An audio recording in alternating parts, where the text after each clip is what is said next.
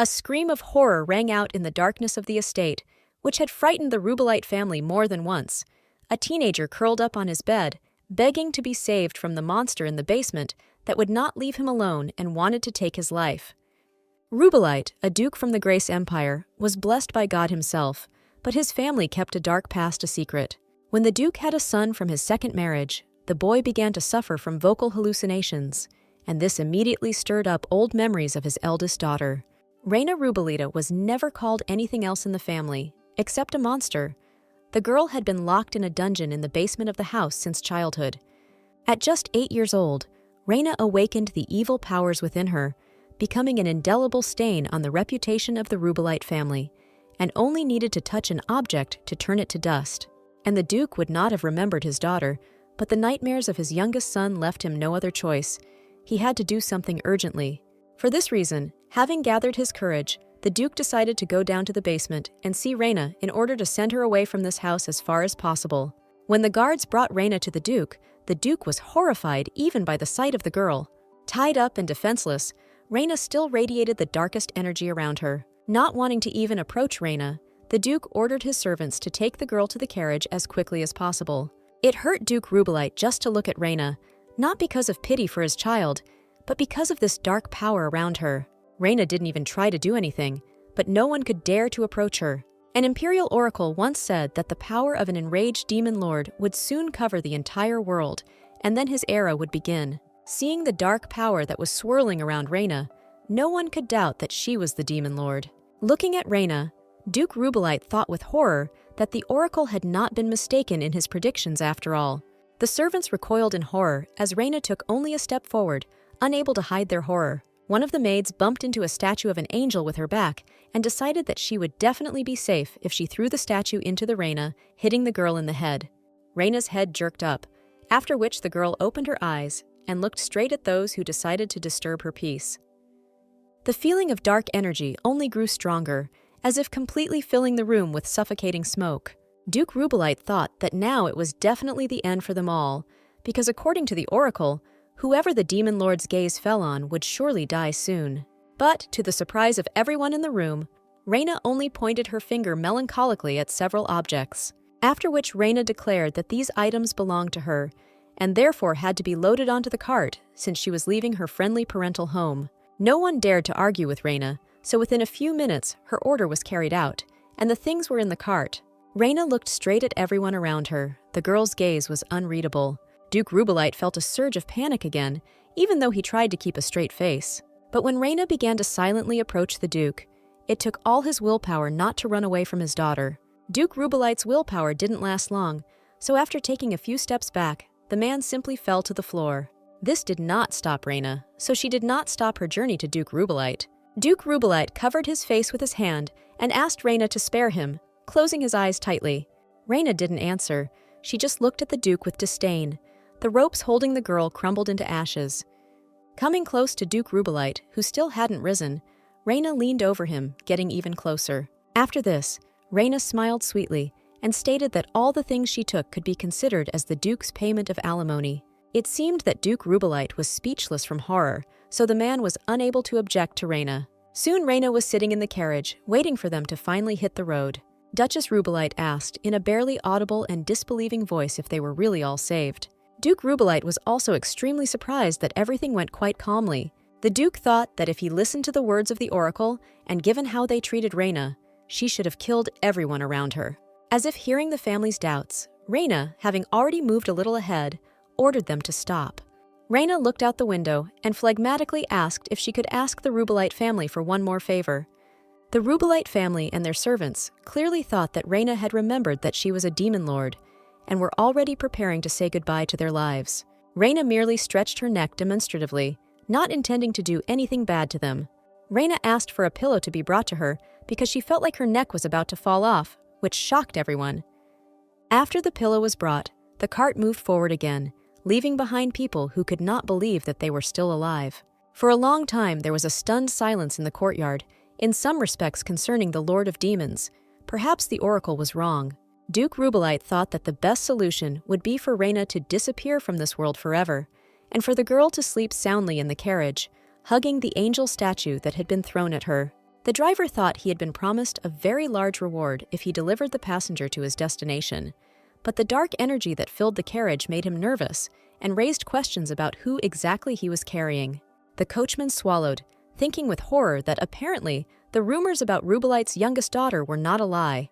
Just as the coachman was thinking that Reina was a demon lord, the window next to him was broken and a woman's hand flashed nearby. The coachman screamed in horror, although it seemed that he had not received any injuries and was completely fine. And the next minute, the man lost consciousness and fell from the cart.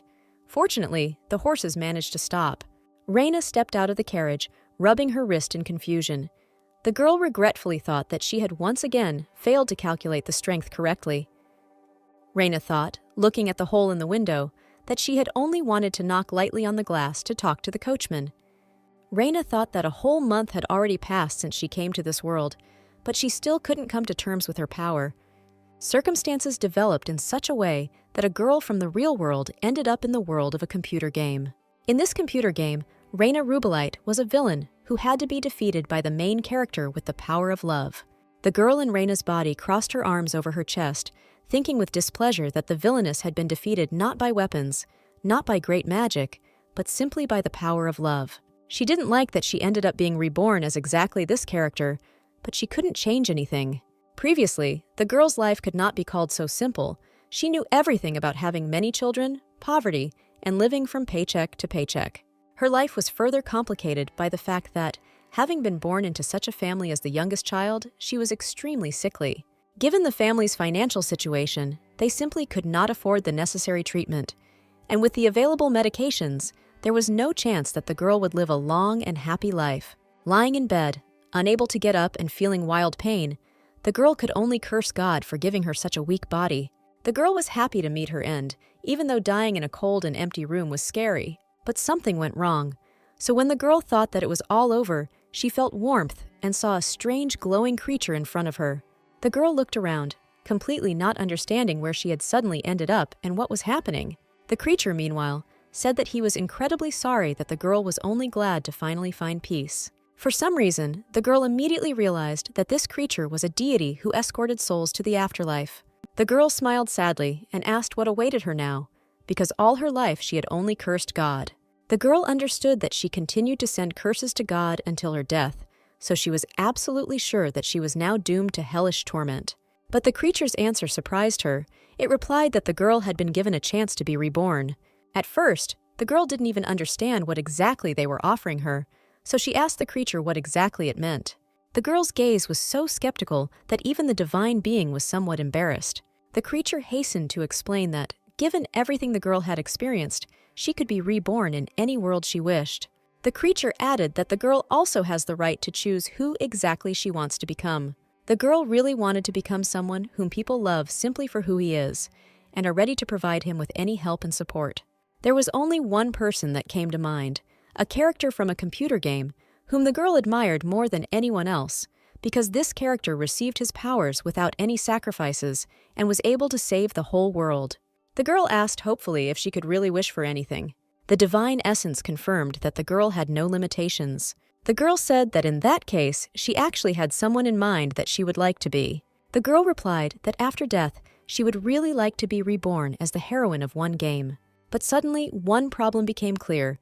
The girl could easily remember the name of the game, but not the name of the heroine. The girl frantically tried to remember whether the game's main character even had a name. The problem was that at the beginning of the game, the player had to come up with a name for this character himself. The girl was obviously nervous and wanted to clarify which heroine she meant by association with the main villain, Reina Rubelite. But when the girl named at least some name, the divine essence became happy and started the process of rebirth. The girl tried to explain that she wanted to be the main character, and Reina Rubelite was the main villain, who always interfered with the main character, but was defeated by her. But it was already too late. The girl only heard that the divine entity heard her wish and expressed hope that the girl's new life would be free of adversity.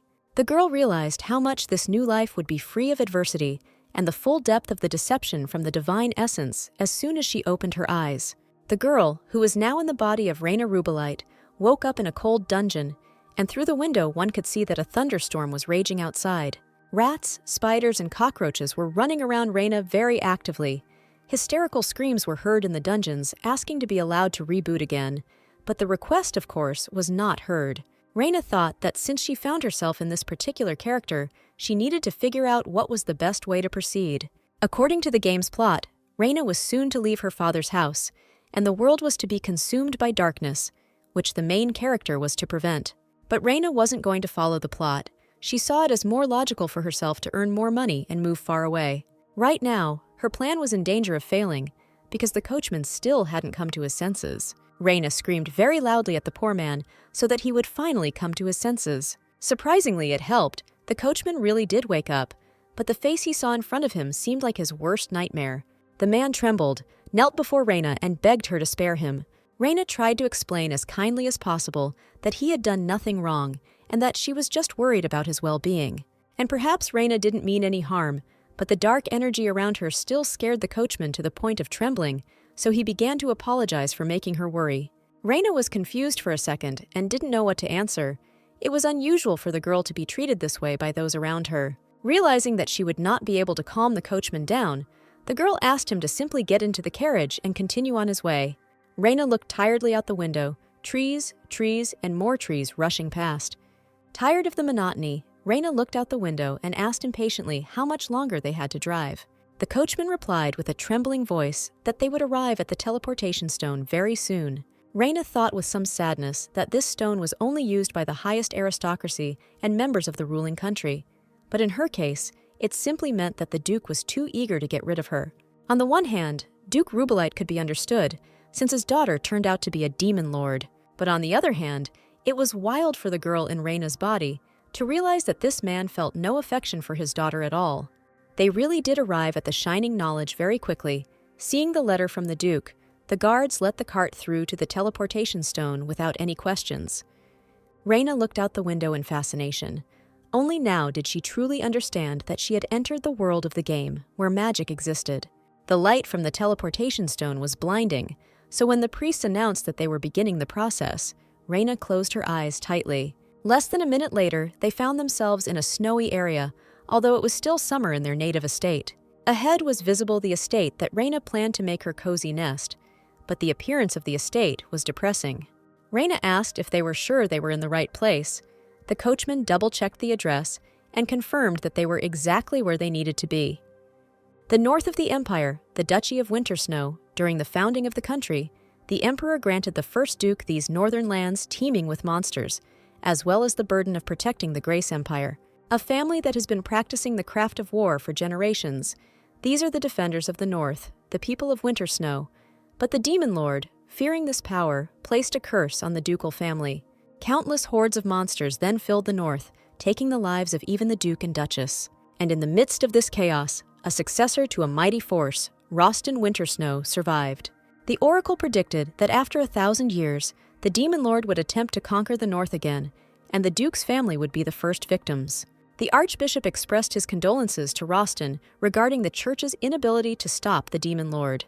The church gave Rostin the order to continue to protect and defend the northern lands. The strange thing was that although everyone was talking about the demon lord, his existence was not confirmed. No one had seen or heard him. People were not sure that he would ever appear on their lands. Therefore, the only one who suffered from the demon lord's forces was Rostin. Fear, however, did not leave people alone, because the oracle had never been wrong before. Rostin was writing another report to the church when an alarmed servant burst into his office. The servant declared that the prophecy that everyone feared so much had begun to come true. A crowd of monsters gathered at a mansion near the abyss, northwest of Rostin's estate. The news did not excite Rostin. He only wearily noted that it had happened again, and asked his soldiers if they were ready to give battle. Of course, everyone was ready. So Rostin gave the order to head to the mansion at the abyss. He was going to destroy absolutely all the monsters located there. Meanwhile, Reina sarcastically remarked that the Abyss Mansion, as her new refuge was called, had a very ironic name and seemed to invite one to freeze to death. Reina felt a surge of rage as she realized exactly what a dirty trick her father had played on her, the dark power once again escalating out of control. Seeing the dark energy and panicking again, the coachman lost consciousness again. Reina looked at the coachman's body in confusion, thinking to herself that her power was released when she was angry. Reyna lifted the coachman's body onto her shoulder and tried to open the door to the estate, but the attempt was unsuccessful. Reyna asked indignantly what the hell was going on and tried to tug at the door again. Another attempt also did not bring the desired results, and Reyna herself realized that even the door here was so frozen that it could not be opened. Although Reyna understood that her negative emotions were leaving the dark forces without control, this whole situation, when she again felt cold and hungry, really pissed the girl off. And the dark forces did indeed break out, but to Reyna's surprise, she noticed that the door was beginning to thaw. Reyna thought she could try to control her powers, like she had trained in the dungeons, and unfreeze the door. Reyna closed her eyes, concentrated, and after a few minutes of effort, she managed to create a well-formed clot of darkness. Reyna was curious if she could unfreeze the entire mansion with dark power, so she increased her concentration, and in the end she actually succeeded. Life in the north was definitely getting easier. Reyna carefully laid the coachman, who had still not come to his senses, down in one of the rooms, wrapping him in a blanket. Reyna would really like to establish at least some semblance of friendly communication with him, because it would be really hard here alone.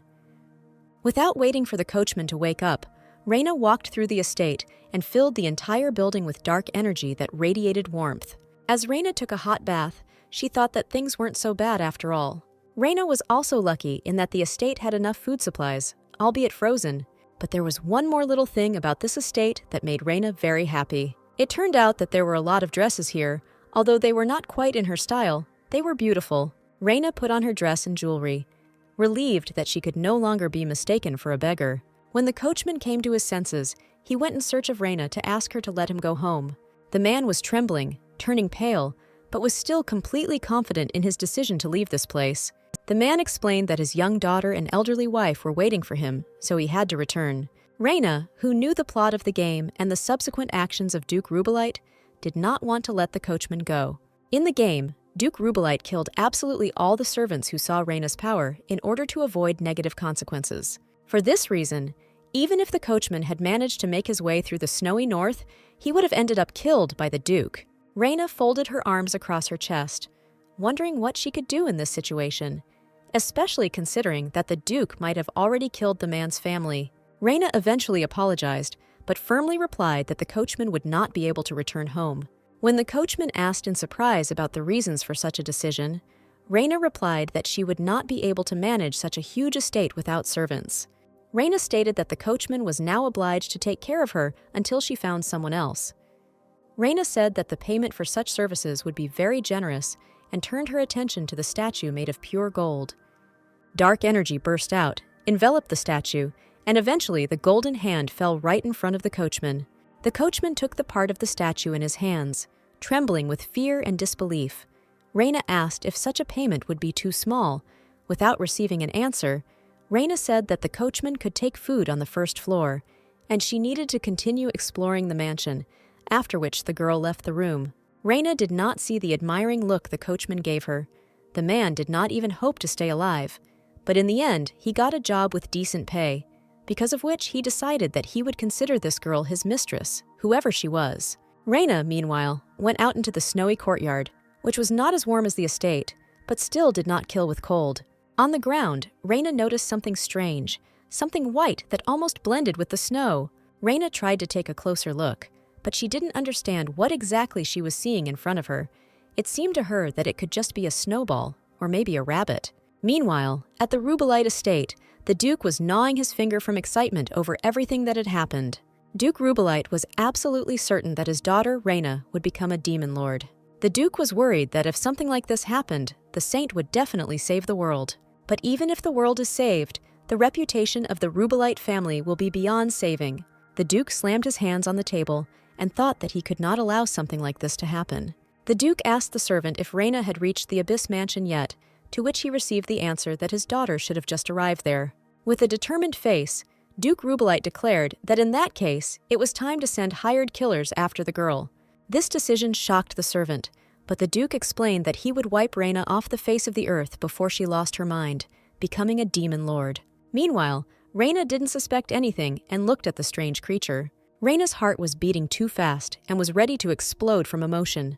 The creature snorted in displeasure, and Reyna asked affectionately if it growled to scare away monsters. Reina decided that this was some kind of strange, but very cute type of monster, but the creature was clearly very nervous about such attention from the girl. Rightly fearing that it might be squeezed, the incomprehensible creature hastened to retreat. Reina watched the creature with burning eyes, noting to herself that it even ran away cutely. Reina thought that if such monsters existed, then becoming their master might not be such a bad thing. Reina vividly imagined herself surrounded by cute creatures and was already planning how she would cuddle them. In her dreams, Reina didn't notice a stranger approaching from behind. The man, Rostin Wintersnow, asked what Reina was doing in such a place. Reina looked up at the man and was extremely surprised, and not just because someone had disturbed her privacy. Reina was surprised that she suddenly met a character she had not seen in the game and who struck her with his beauty. Reina even thought that an inner light was emanating from him, but Rostin's next words shattered all the girl's positive impressions. Rostin stated that there were too many monsters in the area, so Reina was obliged to leave the Abyss Mansion immediately. Reina indignantly declared that Rostin had gone completely insolent since he came into someone else's yard and ordered them to get out of there. Reina stated that she had only just gotten her own court, so the offer to leave was completely untimely. Rostin looked at Reina in bewilderment, not understanding how he should react to the girl's refusal to obey. Reina stated that the Abyss Mansion was her property, so Rostin should have cleaned it up himself. Rostin decided not to waste time and said that he would go hunting monsters for now, but would definitely return later. Reina replied that she would stay in the mansion in any case and would not go anywhere, even if Rostin wanted it so much. Rostin's servant, Chase, asked in surprise if anyone could really live in the Abyss Mansion. Rostin replied that this place was not intended for people, it was too dangerous an area. Rostin turned thoughtfully towards the estate and was surprised to note that there was no snowstorm around the building, which had always been there before. Meanwhile, Reina was chewing on dried meat and trying to figure out where Rostin had come from. Rostin's appearance clearly corresponded to some very important character, but Reina couldn't remember him in the game. Reina covered her head with her hands, worried that Rostin had ordered her to leave. Reina wanted to gain financial independence and spend her entire youth in this estate, so such words really bothered her, and the excitement was not in vain. Soon, Chase appeared on the threshold with a paper stating that the ownership of the Abyss Mansion had been transferred to Rostin. For this reason, Rostin had every right to demand that outsiders leave his territory. Reina was shocked, but stubbornly replied that she would not leave the house that she already considered hers, and Chase conveyed her words to Rostin. Rostin was surprised and asked again if Chase was sure that was exactly what he had been told. Chase replied that Reina had indeed refused to leave the mansion, plus it turned out that she was the youngest daughter of the Rubelite family, so they couldn't throw her out into the street. Rostin sighed tiredly and said that soon monsters would appear on the territory of the mansion.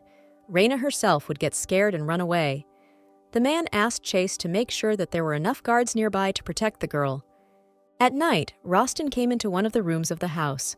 On the bed lay the very creature that Reina considered a cute monster. Rostin sat down next to him, carefully watching the peacefully sleeping creature. Rostin thought that monsters were becoming more and more common, so the appearance of the Demon Lord was clearly not far off. Sadness appeared in Rostin's eyes. He asked the creature to be patient just a little longer until the moment when he could get rid of the Demon Lord. Suddenly, the creature turned into a boy, Luca, Rostin's younger brother, and Rostin promised that he would definitely lift the curse from him. Reina looked out the window, thinking gloomily that she had insulated the mansion with her power. The coachman had cleaned it completely. It was now truly habitable, but the property was now Rostin's, and there was a distinct lack of fresh vegetables and fruit.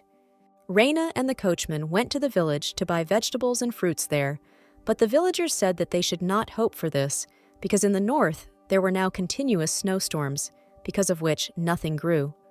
Reina found it very strange that everyone was saying that the cold and snowstorm were because of the Demon Lord, but she was the Demon Lord, and she was absolutely sure that she had done nothing of the sort.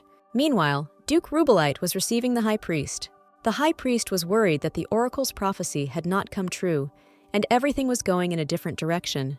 Duke Rubelite asked what exactly this meant, and the High Priest explained that the Demon Lord should have appeared by now. Moreover, the Demon Lord had to appear in their lands and in no other way. The High Priest, with feigned indifference, said that apparently he lacked virtue. Duke Rubelite, in fear, hastened to assure the High Priest that there must be another reason. Duke Rubelite stated that the Demon Lord could have appeared anywhere, but news of it had not yet reached them. The Duke's heated speech was interrupted by his servant, who informed them that Rostan had honored them with his visit. Rostan conveyed through a servant that he would very much like to discuss with the Duke the lack of food in the north. Another topic Rostan wanted to discuss with the Duke was his daughter Reyna. Rostan entered the room, and the presence of the high priest here only made him happy. Rostan said that in the north, unfortunately, everything remained unchanged, and there was nothing new to say here. The people were suffering from food shortages, so Rostan wanted to ask Duke Rubelite for support. The Duke did not like this request. He was clearly not eager to help. The high priest smiled and said that the lack of food in the north was worrying everyone. The high priest said that there were many granaries in the eastern lands of Duke Rubelite, so he could very well help. The Duke could not refuse the high priest, and Rostan said that he would also like to talk about one very important thing. Rostan explained that the snowstorms that raged in the north were very strange. Rostan said that these blizzards are very harmful to the inhabitants of the north, so it would be nice to find a way to stop them. The high priest replied that he felt very sorry for every northerner who was suffering from this. The high priest added that they could not get rid of the blizzard now, since it would harm Rostan's younger brother. It might have been difficult for Luke to maintain his form without the constant snowstorm. It might have been dangerous. The high priest reminded that Rostan also wanted to discuss something related to the eldest daughter, Rubelite. Rostan nodded, remembering that he really wanted to share his concerns about Reyna's life. Duke Rubelite turned pale and realized that he would have to somehow justify his unwillingness to participate in Reyna's life. Rostan returned to the northern lands with provisions so kindly received from the Duke. Queues for food were quickly formed, and people did not even think of complaining that someone might need more. But one woman, Veronica, did check what was being distributed to everyone and noted with indignation that the grain was mixed with dirt and stones. The residents tried to reassure the woman that this was most likely what Duke Rubelite had conveyed, and that Rostan was not to blame for it. Veronica said that she could no longer live like this. Apparently she would have to leave the north. Reyna heard this. The residents whispered that Veronica really had it the hardest, since she used to grow the highest quality crops. Reyna jumped up abruptly, ordering the coachman to wait for her, as she needed to talk to Veronica. The coachman tried to stop her, but Reyna quickly disappeared into the crowd, where Rostan noticed her. Rostan was surprised by the sight of Reyna hurrying somewhere, plus the girl raised a lot of questions in him. Reyna didn't notice Rostan, but he noted with interest her purposeful gaze. Communication with Duke Rubelite, it would seem, only confused Rostan even more. The Duke stated that he could not say that Reyna was his daughter, whether she would die of hunger or freeze to death. This matter no longer concerned the Rubelite family. The Duke advised Rostan to be careful with Reyna, as she could behave very insignificantly. Watching Reyna run away, Rostan wondered why the Duke could say such a thing about his daughter, calling her vicious and evil. And Reyna almost caught up with Veronica. Next to the estate, the girl discovered land similar to former fields, and if the problem was in the cold and snowstorm, then she had something to offer the woman. Reyna called out to Veronica, whom she planned to dissuade at all costs from the idea of leaving the northern lands. Veronica looked closely at Reyna, concluding that this was the same aristocrat who had come to the Abyss Mansion. Reyna said that she accidentally heard from the residents that Veronica used to collect very good harvests. Veronica replied that this was indeed the case. In the past, she had worked hard to grow something in the barren north. All the residents worked together, grew different crops.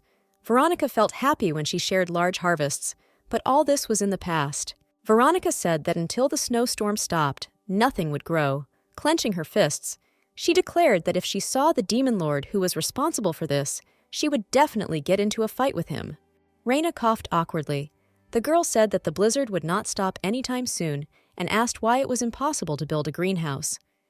Veronica seemed to be really thinking, but soon her gaze faded. Veronica said that they had nothing to heat their houses with, let alone a greenhouse, but Reyna assured the woman that she had the power to do so and decided to show her abilities to Veronica. When Rostan was told that the distribution of provisions was complete, he decided to find Reyna. Chase followed Rostan, asking in surprise where he was heading at this hour. Rostan explained that Reyna needed to be warned again that she might be attacked by monsters. But the picture that Rostan saw before him rather confirmed the words of Duke Rubelite. Veronica sat on the floor, looking in horror at Reyna, who had clearly done something unpleasant to the woman. Reyna didn't have time to say or explain anything when she noticed Rostan and Chase approaching with surprise. It was hard to read anything from Rostan's expression, but Chase asked with genuine indignation whether Reyna had really attacked Veronica. Rostan's gaze was freezing, but Reyna chose not to pay attention to it. Raina was quick to explain that she hadn't attacked anyone, but she didn't sound very convincing. Rostin came closer gloomily and declared that he would take Raina home, and that would be the end of it. Rostin explained that for now he would take her to the Abyss Mansion, but very soon Raina would have to leave it. Raina and Rostin sat in the cart in heavy silence, neither of them in a hurry to start a conversation. Eventually, Rostin broke the silence by telling Raina that he would have to be more persistent. Raina remembered her past life. Rostin reminded her strongly of landlords who, with curses, demanded that they vacate a room when they could not pay for it. Raina ordered herself to pull herself together and told Rostin that she planned to buy out the ownership of the Abyss Mansion. Raina asked why Rostin was not willing to sell the estate, since he clearly had money problems. Rostin replied that the estate was not suitable for a lady, since monsters always appeared there during a snowstorm. Raina felt irritated. Rostin treated her as if he thought she knew nothing about the world around her, especially since she was a demon lord. Raina tried to smile sweetly and said that she believed that a saint would appear and save the whole world from monsters. Raina said that she believed in the saint, but Rostin replied that he didn't believe in her at all. This surprised Raina. It was very strange for her that in the game world there was someone who did not believe in the main character. Rostin explained that the demon lord had not even appeared yet, but had already shown his power. The saint was only mentioned in the prophecy. No one knew whether she would actually appear. Rostin confidently said that he could not entrust the fate of the North to any rumors. Raina was surprised to think that Rostin was such an insignificant character that he had no impact on the game's plot. However, Rostin fought alone for the well-being of the North. Raina commented with displeasure, but somewhat embarrassed, that Rostin's sense of duty was indeed very strong. Rostin replied that it was for this very reason that he hoped that Raina would not bully the people around him.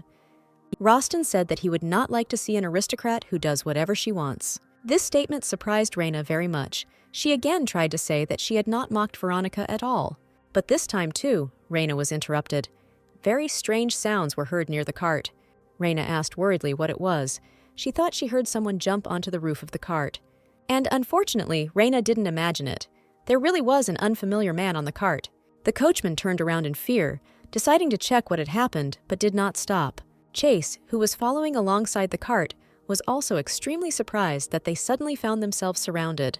The cart was surrounded, and strangers also appeared in front, which is why the cart had to be stopped. Men who looked more like bandits drove up to the coachman, and the man asked with a stutter what he was supposed to understand by this. The robber replied that they needed a woman, and Rostin hastened to draw his sword from its sheath. The robber continued and said that the woman had silver hair and reddish eyes, and if she was handed over to them, then everyone would leave alive. But no matter how Rostin felt about Raina, he did not give the girl to the bandits, so the fight began. Chase tried to strike, but the robber threw him to the ground, thus taking him out of the game. The robber wanted to finish off Chase, but Rostin jumped out of the cart and did not let him do it. He threw his opponent back with air magic, which greatly surprised everyone present. The bandits never expected that the Duke of the North would accompany the girl they needed to kidnap. Rostin calmly examined the attackers, trying to understand who could have sent them and why. The situation seemed strange to Rostin. A whole group of mercenaries had been sent after Raina. Not only was the number of mercenaries too large, they all looked experienced. And there really were too many of them. One controlled the coachman. The rest surrounded Rostin and Chase, having managed to defeat the rest of the soldiers. Rostin involuntarily wondered whether it really took so many people to kidnap a simple girl. The mercenaries, meanwhile, were also confused. Rostin's appearance created confusion. Rostin ordered them to drop their weapons and surrender. Otherwise, he said the mercenaries would face immediate execution. But another person from the mercenaries' side intervened in the events. Suddenly, a magician appeared, who ordered the mercenaries to detain Rostin, and he himself intended to deal with Raina. The appearance of the magician shocked Rostin. He noted to himself that the man had clearly been hiding under an invisibility spell before. The magician didn't give time to figure out the situation and began to read the spell. Daggers flew at the cart. Rostin didn't even notice at first, busy with the fact that he was being attacked by inspired mercenaries. The daggers were getting closer, and there was no way to escape them at all. The risk of death was great. Rostin noticed the danger only when it was too late, and his life was on the brink of death. All Rostin could do was shout for Raina to be careful, hoping that the girl would at least have time to duck. But, as luck would have it, Raina didn't move, and the daggers flew straight at her head. The glass of the carriage window clearly could not have become any serious obstacle for these daggers. But suddenly, from the darkness of the carriage, a flash of red appeared, although Reyna had not moved from her place. The carriage was enveloped in dark energy, causing no harm to those nearby. However, the mage's attack was repelled as his daggers turned to dust in the energy. This was surprising to the magician, especially when his staff also crumbled right in his hands. Besides this, it somehow happened that all the robbers' clothes disappeared. Reyna emerged from the carriage, shrouded in dark energy. No one dared to approach her. Rostin, looking at Reyna, remembered that the demon lord possessed the power of the dark flame, which should not have left even ashes from the enemies. The robbers, meanwhile, were completely neutralized and disoriented. Rostin thought that Reyna's flame looked very much like the dark flame, but everyone remained alive. Only the clothes on the mercenaries and their weapons disappeared. And Reyna decided to turn to Rostin and finally explain the situation with Veronica. The girl gloomily said that, although it seemed to him that she was mocking the woman, in fact, she only showed her the power that she possessed. The mercenaries were horrified that they had managed to run into not only Rostin, but also a dark magician. They were ordered to kill an ordinary girl, but the girl's power was too similar to that of a demon lord. Reyna told Rostin that she really hoped that they could resolve the misunderstanding that arose because of the situation with Veronica. But Reyna's power frightened not only the mercenaries, Rostin was also confused. For this reason, instead of agreeing with Reyna, he did something that made the girl confused. Rostin pointed his sword at Reyna, not at the mercenaries who were still there. Rostin said very gloomily that before resolving the misunderstanding, another issue needed to be resolved. Rostin stated that Reyna had to give an explanation for why she possessed such terrible dark magic. For a while, Reyna couldn't even believe that Rostin was now seriously ready to kill her. And Veronica in the village managed to recover from the initial shock of Reyna's power. Veronica felt guilty for being so scared of Reyna's power when the black flames engulfed her, even though they didn't cause any harm, just warmed her up. For this reason, Veronica saddled her horse and set off in search of Reyna. The villagers were seriously afraid that Veronica had decided to leave the north. But one of the women explained that Veronica was not going anywhere. She just needed to meet the crazy lady from the Abyss Mansion. Looking at Reyna, Chase thought he understood perfectly well why she had become known as the Crazy Lady when she moved into the Abyss Mansion. But right now, engulfed in dark flames, Reyna should rather be called a crazy demon lord. Reyna was in no hurry to give an explanation, and Rostin was in no hurry to lower his sword. In a sense, Rostin was scared. He saw the manifestation of Reyna's power, and it seemed limitless to him. Rostin thought it was very difficult for him to imagine the limits of her powers and the damage they could cause. Rostin asked why Reyna approached Veronica, suggesting that she wanted to brainwash the woman and make her subordinate. Reyna didn't understand what was happening. What Rostin said seemed like nonsense to her, so the girl indignantly asked by what right Rostin interrogated her. Reyna, still indignant, pointed her finger at the mercenaries and said that they should have been interrogated first.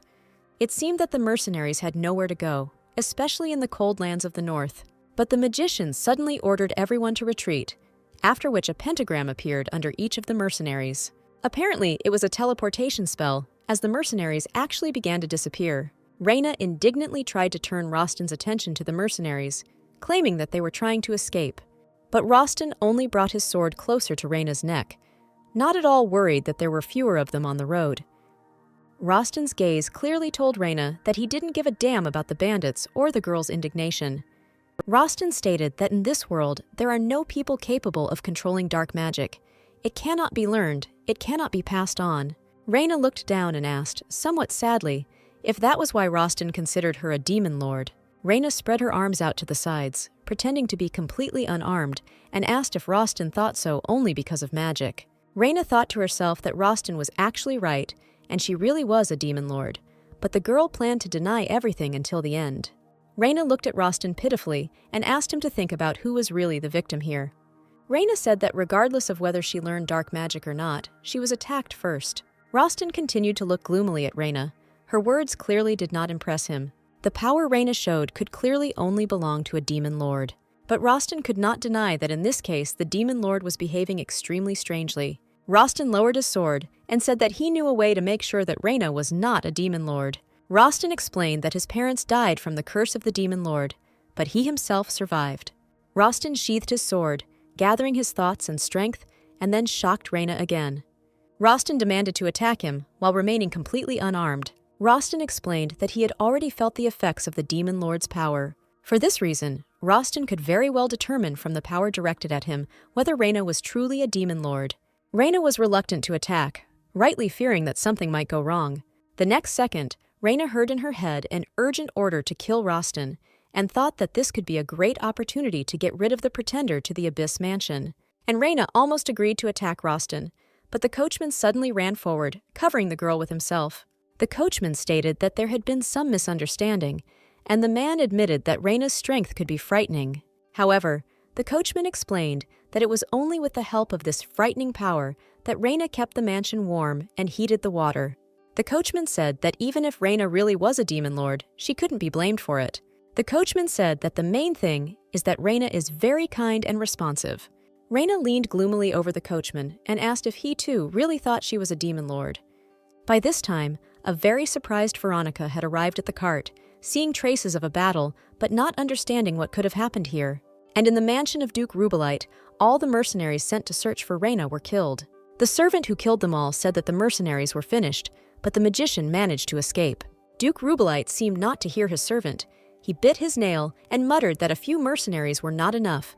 It was necessary to send an entire army. The servant said that if they couldn't find the magician quickly, rumors might spread. And hearing this, the Duke perked up. Duke Rubelite jumped up from his chair and declared that rumors were exactly what they needed. Duke Rubelite laughed and ordered that rumors be spread among all mercenaries and knights that a Demon Lord had appeared in a mansion in the far north. Veronica, Rostin, and Chase decide to test for themselves how Reyna's powers affect the Abyss Mansion. The misunderstanding about the bullying of Veronica was resolved after the woman herself explained everything to Rostin. Reyna cited a quarrel with Duke Rubelite as the reason for coming north. The coachman happily told how life in the estate had become more comfortable with the help of Reyna's power. Instant water heating and a constant room temperature of no less than 24 degrees could not fail to please. Rostin was interested in something else, however, so at some point he asked Reyna if monsters had invaded the estate.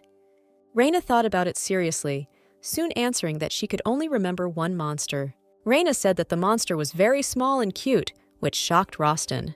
A very small and cute monster, who also happened to be Rostin's younger brother, was just sleeping in a clearing he liked. Reyna took Rostin outside and pointed out the monster, explaining that he often came to play. Rostin was very surprised to see Luca in the clearing in the form of an incomprehensible creature. Luca slept peacefully, not paying attention to what was happening around him, which was very strange for him. Meanwhile, the high priest was still worried that the oracle was wrong. The high priest prayed that the divine power would not turn away from him. But the high priest's prayer was interrupted by a novice who came to him with news. The novice said that rumors had begun to circulate among the mercenaries that would be good to check. The high priest asked what kind of rumors they were, and the novice replied that they said that a demon lord had appeared in the far north.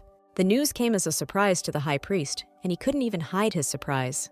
The high priest said that these rumors were different from what the prophecy said, but it would not hurt to check them. Meanwhile, Reyna stroked Luca and explained with a smile that this monster was apparently warm in this clearing. Reyna told Rostin that this creature was a proof that even monsters could be cute. Rostin preferred to remain silent, not answering anything because he was too surprised. After the curse, Luca's body turned into snow, however. For some reason, it did not melt next to Reyna, although it was very warm outside next to her. Rostin noted that Reyna had an amazing ability to share warmth without harming Luca's snow body. Rostin thought for a moment, then made a decision for himself and called out to Reyna. Rostin suddenly attacked Reyna, sending a blast of air towards the girl with his sword. Reyna didn't move from her place, although she turned to Rostin and didn't look scared. The air vortex passed by, causing discomfort but no harm. Reyna looked at Rostin in surprise, not quite understanding what had come over him and why he had done this. Rostin watched Reyna with narrowed eyes, carefully monitoring her reaction. When the wind died down, Rostin said that although he had no intention of killing, Reyna might still reflexively counterattack him. Reyna rose from her squatting position, asking with displeasure why Rostin needed this. Reyna asked if Rostin still believed that she was the demon lord. Reyna said that she is just a mage who is very good at using fire. Rostin closed his eyes, took a deep breath, and said that he couldn't believe it yet. Rostin said that the right to the Abyss Mansion would return to Reyna when he dispelled all his doubts about the girl. Rostin explained that the security of the North was his responsibility, so he initially needed to find an employer who would send mercenaries beyond the Reyna. Reyna had an idea who exactly this employer might be, but she didn't stop Rostin and Chase from going looking. Raina leaned against the doorframe and watched them go thoughtfully. Raina's mind was filled with many thoughts and plans about what she could do next. Raina thought that Rostin had not taken into account one small but very important detail in his attack. This important detail concerned any creature that showed a thirst for blood within the Abyss Mansion. If anyone really wanted to harm Raina or anyone in the mansion, they would be instantly destroyed. For this reason, Rostin was really very lucky in that he did not want to kill anyone, because otherwise everything could have ended very badly for him. The escaped magician hid in taverns, trying to find something important among the rumors, and luck smiled on him. He heard that the very girl from the Abyss Mansion was the daughter of Duke Rubelite. The mage thought that the girl definitely had the power of a demon lord, so since the Rubelite family was trying to sever ties with their daughter for this very reason, he could very well make good money from this information. Raina didn't know what was happening in her hometown.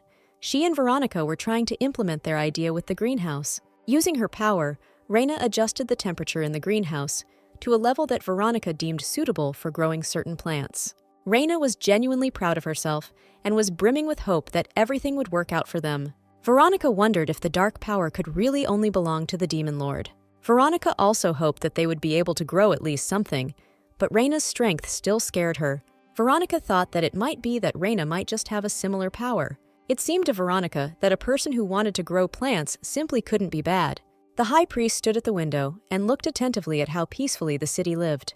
This did not fit with what was supposed to be, because already now this world should have gradually plunged into darkness. It should have been engulfed in screams and flames. Chaos should have reigned all around. The demon lord was supposed to cover the earth with black fire immediately after his appearance. The high priest was surprised that everything was so peaceful. He was interested to know what went wrong. The high priest's thoughts were interrupted by a novice who brought with him someone who wanted to share information. The high priest turned around, giving the man a not very kind look, and the man said that he had met the demon lord in the north. The man, who turned out to be the magician, fell to his knees and said that he would be very glad to receive a blessing. And with growing plants, a sudden problem arose. As soon as Veronica planted anything, the sprout immediately died. Veronica was upset. She didn't understand what she was doing wrong, because she had created all the necessary conditions. Raina was also sad, because she could just guess what was causing the plants to immediately lose their vitality. Raina clenched her fists and looked down. The girl asked herself mentally if it could be blamed on the fact that her power was originally evil. Raina felt another presence in her head again, just like when she was ready to try to kill Rostin. The voice said that she had understood everything correctly, and she should come to her senses and use the power for what it was originally intended for. It said that anything other than destroying the world was useless. Veronica, unaware of what was happening to Raina, said that she saw a long line on the way to the Abyss Mansion. Tired, frozen, and hungry people were leaving the north, and Veronica could do nothing about it. The atmosphere in the greenhouse became very gloomy, although Raina managed to overcome her inner voice. Veronica collected her thoughts and said that Raina shouldn't pay her for anything. This surprised Raina. She didn't understand why Veronica suddenly started talking about this. Veronica looked at Raina hopefully and asked her not to say that Raina wanted to give up. Veronica asked Raina to help them all for the sake of the north and for the sake of the life they were trying to grow. Raina clenched her fists and thought that she had never intended to give up, though not entirely for the sake of the northerners. Immediately after this, Raina suddenly remembered that her power did not always bring destruction. Raina realized that she had used her power on living beings as well. Perhaps the key to success was that the heart had to be calm and full of good intentions. Raina touched the greenhouse door with her hands, saying that she wasn't sure what benefit the plants they would grow here would bring, but she wanted to try again, and then Raina filled the greenhouse with her energy again. Meanwhile, the magician managed to tell the high priest that he saw the duke's daughter, Rubelite, who turned out to be the Lord of Demons. The magician revealed that Duke Rubelite had hidden Raina's identity and had deliberately hidden her in the north. The high priest asked melancholically if the magician could name the supposed demon lord again. The mage stated that the girl's name was Raina Rubelite, and the power she displayed was definitely that of a demon lord. Raina's second attempt was successful. The seedlings they planted survived. Raina was happy. She was really happy that her power was able to help. Veronica also looked with pride at the fruits of their labors. The woman once again thought that Raina could not be evil. Veronica looked at the walls of the greenhouse, engulfed in dark flames. Veronica thought that the girl who had the dark power ended up using it to give life to plants. For Veronica, this was strong evidence that Reina was not a demon lord, but the high priest's smile when thinking about Reina was very far from kind. And the coachman was in a very good mood. He finally received a letter from his wife and daughter. The coachman hastened to share this news with Reina, explaining that his family had not been able to answer him earlier because they were in the capital. The coachman's family did not know about the letters that were coming, but Reina realized with relief that Duke Rubelite had not gotten rid of the coachman's family. Reina wondered why the coachman didn't invite his wife and daughter to the Abyss Mansion. Reina said that it would be good for the coachman to live in the estate with his family, so the girl almost ordered him to invite them. Tears welled up in the coachman's eyes. The man was very touched by such concern on Reina's part, for which he hastened to thank her. The coachman showed Reina a photo of the family, saying that his daughter had previously studied at a culinary school in the capital, and they had hardly been able to see each other. Kusher said that his daughter had always been mature and sincere, so he did not have to worry about her. Separately, the coachman proudly showed Reina a portrait of his dear daughter. Reina, whose heart was very weak towards everything cute, could not help but be touched. And what was Reina's surprise when she saw in front of her a very mature girl who introduced herself as Mia, the coachman's daughter. Mia was dressed in pants, a shirt, and a man's vest, her whole appearance hinting that she could often be confused with a man. Reina was very confused, but quickly pulled herself together and said that she was very glad to meet Mia. A little further away, the coachman met his wife and embraced her very touchingly. The coachman said that he was very worried and suggested that they never be separated again, especially for a long time. The couple kissed, and Mia, who turned around to look at them at that moment, felt awkward. Mia bowed to Reina and asked her to forgive her parents for such behavior. Reina and Mia went to explore the estate. Reina said that the coachman said that Mia went to culinary school. Mia replied that she did study, but her cooking was terrible. Reina was surprised to find that Mia's mood had dropped very suddenly and sharply. Mia said that Reina would be very disappointed if she tried her cooking. Reina asked in surprise if Mia liked to cook. For some reason, the girl's words were not very credible. Mia looked down, but answered honestly that she really enjoyed cooking, despite all the buts. Reina smiled sincerely and said that in that case, it was okay if Mia couldn't do something. Reina said that at the current time, the only thing available in the Abyss Mansion was jerky, so it wasn't like they had much to choose from. Reina offered Mia to become the chef of the estate. The girl decided to try and was soon surprised that the fire on the stove was black. Reina explained that she made such a fire with her magic, to which Mia phlegmatically asked if Reina was a demon. Reina deliberately came closer and said in a scary voice that as long as Mia cooked deliciously, the world would remain safe. Mia, with the same phlegmatic tone, commented that her responsibility was becoming more and more. Mia asked not to expect too much from her, but she prepared a whole table. Reina thought that this was the first time she had tasted normal food since she came to this world, so she put the piece of meat into her mouth without any hesitation. Reina's eyes widened, Mia dreading the girl's comment on her cooking, but there were no comments. Reina just quickly tried to eat everything that was on the table. Reina thought that she had never eaten anything more delicious in her life than what Mia had just prepared. Mia was worried. She misinterpreted Reina's silence, so she asked if things were really that bad. Mia said that she couldn't cook anything better with her womanly hands, which shocked Reina, who asked what exactly Mia meant. Reina even jumped up from the table, asking what exactly Mia had heard in her culinary school, because what was prepared was incredibly delicious. Mia couldn't answer Reina. The girl was too confused. The next second, Mia turned around and wanted to leave, but Chase's voice was heard. Chase said that Reina was right, and that Mia's cooking was beyond praise, and even tears flowed from the man's eyes. Reina was interested in where Chase came from and why he was eating in their dining room. But Reina couldn't think about it for long, because she saw that Mia was shaking. The next second, it became clear that Mia was crying. The girl explained that it was the first time she heard such warm words. In the town where Mia grew up, they said that women's hands could never prepare a noble dish. These words enraged Reina. The girl exclaimed that this was all absolute nonsense. Reina grabbed Mia firmly by the shoulders and asked her to listen to her very carefully. Reina said that in this estate, Mia could cook anything she wanted. All she had to do was tell her what ingredients she needed. There were tears in Mia's eyes. The girl now very much reminded her of her father. Mia tried to calm down, but she could only repeat over and over again that she was very grateful to Reina. Chase didn't waste any time, and little by little everything that Mia had prepared disappeared into his mouth. But the magician who came to the high priest in the hope of quick enrichment received something completely different from what he expected. The high priest turned the mage into an ice statue, then summoned Duke Rubelite to him. No one removed the statue, so Duke Rubelite was able to grasp the seriousness of the situation from the very beginning. The high priest said that there were several things he would very much like to hear from the Duke. The high priest explained that all of these things were connected to one person, the Duke's daughter, Reina Rubelite. Meanwhile, Chase was reporting to Rostin about the situation at the estate, but clearly went in the wrong direction. With hearts in his eyes, Chase said that he was fed incredibly delicious food at the Abyss Mansion. Rostin sighed wearily and said that he had asked to report on things other than those, after which he let Chase go. Rostin thought with regret that he had tried his best to track down the escaped robbers, but had failed. The employer of these bandits wanted to deal with one single lady, but sent a group led by a magician. Rostin thought that in that case, it was logical if the employer knew exactly what kind of power Reina possessed. And Chase, with a happy smile, carried bags in the greenhouse, not even waiting to be asked to do so. Reina watched Chase with great surprise, realizing that this was not what he had been sent to the estate for. Reina said that after a couple of tasty meals, Chase became quite a good worker. Reina shared with Veronica her doubts about Rostin sending Chase to help with the bags, but the woman replied that if the guy wanted it so much, then let him help. Veronica soon suggested going to an orphanage and cooking food from the harvest for children orphaned by monster attacks.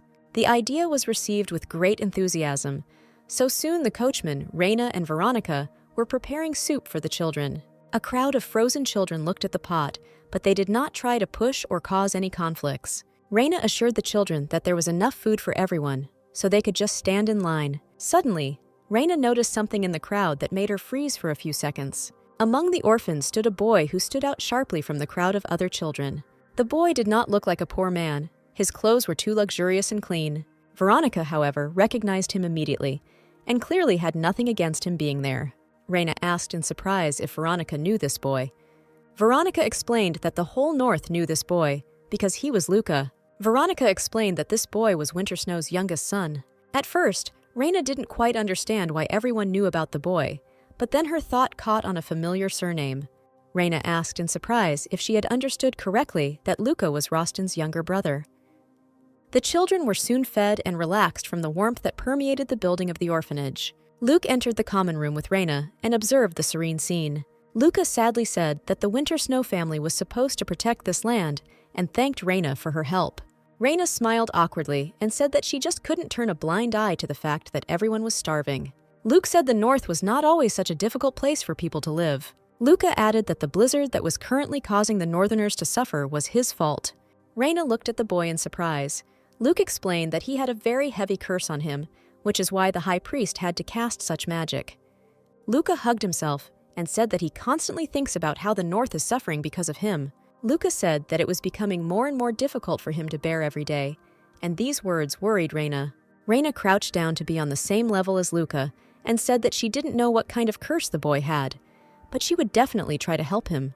Reina smiled and said that Luca could trust her because she was a very good magician.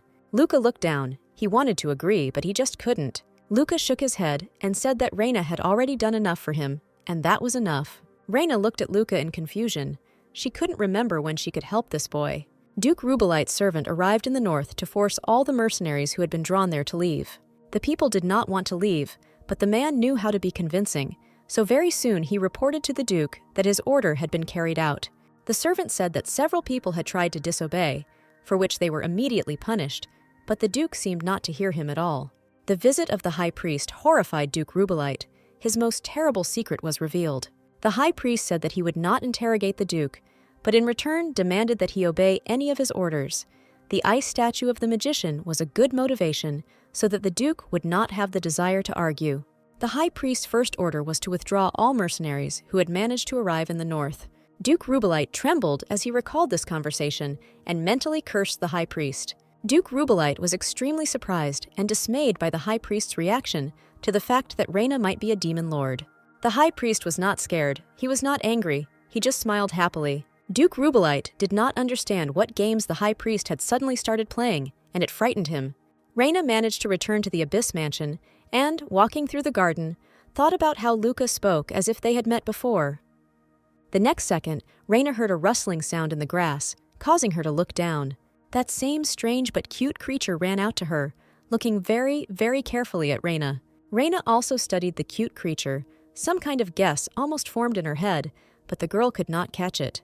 Veronica told Reina that Luca was cursed by a demon lord and could only return to his true form once a month. Veronica felt very sorry for Luca, because of this curse, the boy could not enjoy his childhood normally. Reina thought that the strange creature, which she called B, at some point began to come every day. But every time, once a month, B would disappear somewhere and not appear until a certain moment. The guess in Reina's head finally formed. All the pieces of the puzzle fell into place.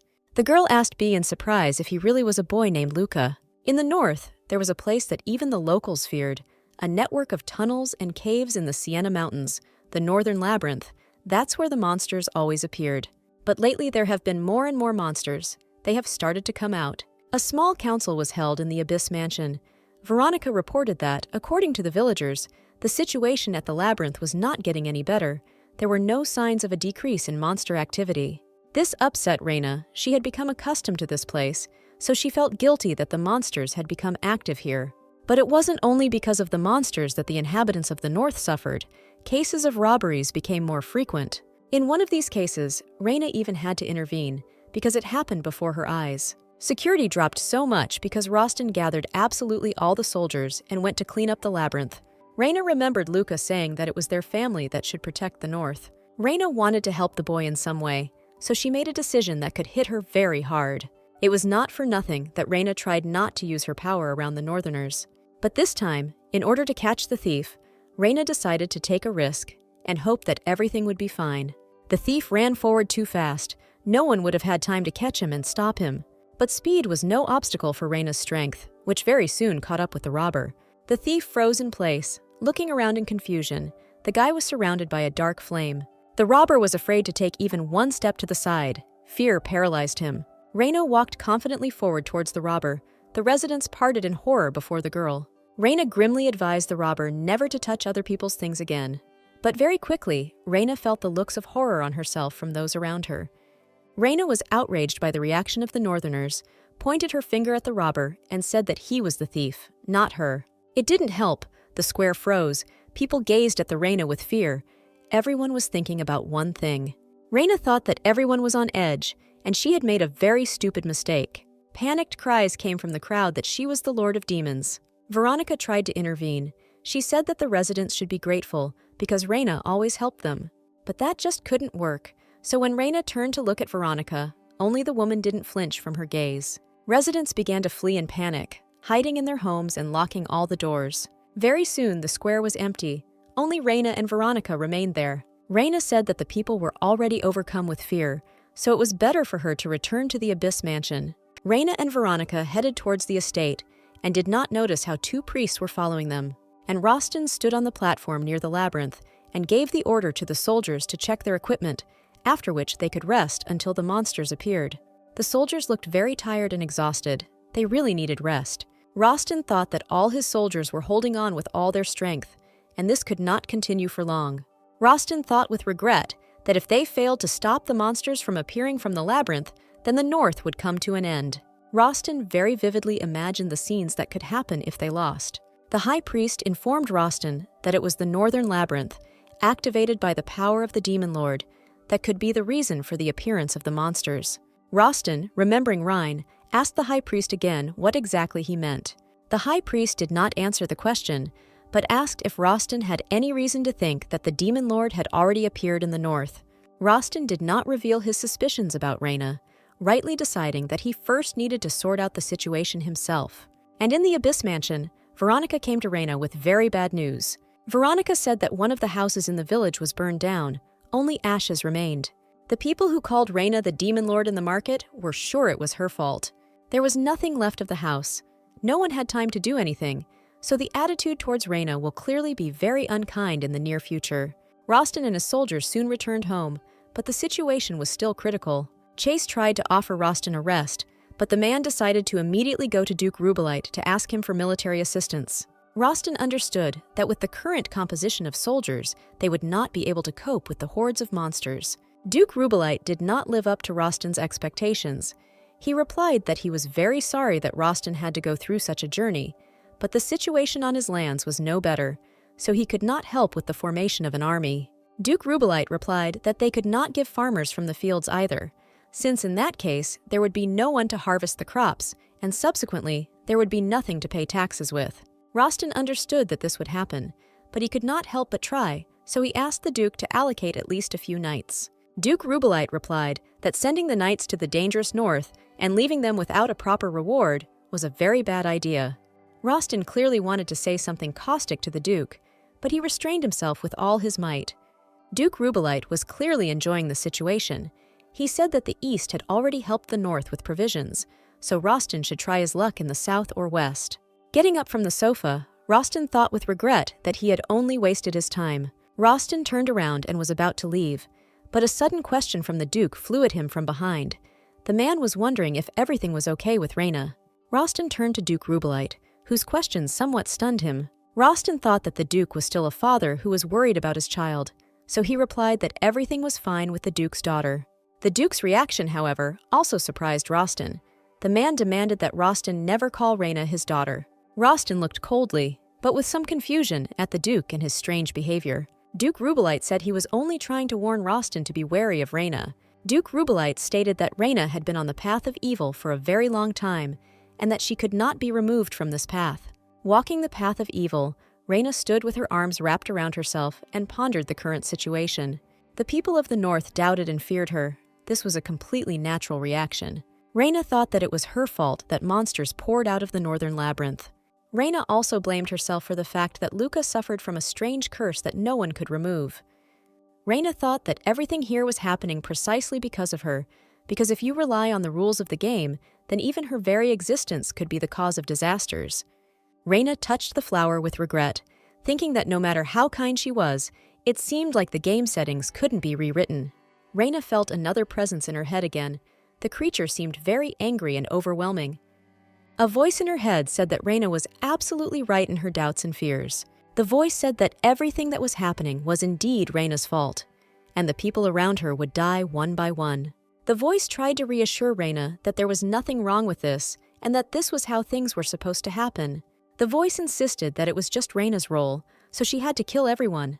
The voice advised her to follow her instincts, and Reyna agreed with it, muttering that if she killed everyone, the problem would be solved. Rostin returned home, where Chase met him and asked how everything went. Rostin replied that the East had not helped in any way, but the East and South had agreed to provide soldiers, so as soon as everyone was ready, they would immediately head to the northern labyrinth. The preparations were quick. This time Rostin felt more confident heading towards the labyrinth. Rostin thought that this time he managed to get help, but the man did not understand how he could stop all the monsters of the labyrinth and did not see a way to find a solution to this situation. Rostin remembered the High Priest's question about whether there was a man in the north who resembled the Demon Lord. Rostin remembered Duke Rubelite's advice to stay as far away from Reyna as possible. Rostin tried to figure out how to treat Reyna in light of all this information. Suddenly Chase, who was riding a little ahead, stopped abruptly and cried out in fright. Rostin, trying to find the reason for such a stop, looked ahead in shock. Chase turned pale and could not find words to comment on what he saw. Reyna appeared ahead, completely engulfed in dark flames and heading towards them. Reyna looked so creepy that no one dared to comment on her appearance. Rostin was also speechless, especially considering that he still hadn't figured out who Reyna was to him. For a split second, it seemed to Rostin that he and all his soldiers could already say goodbye to life. Reyna's gaze was hard and cold.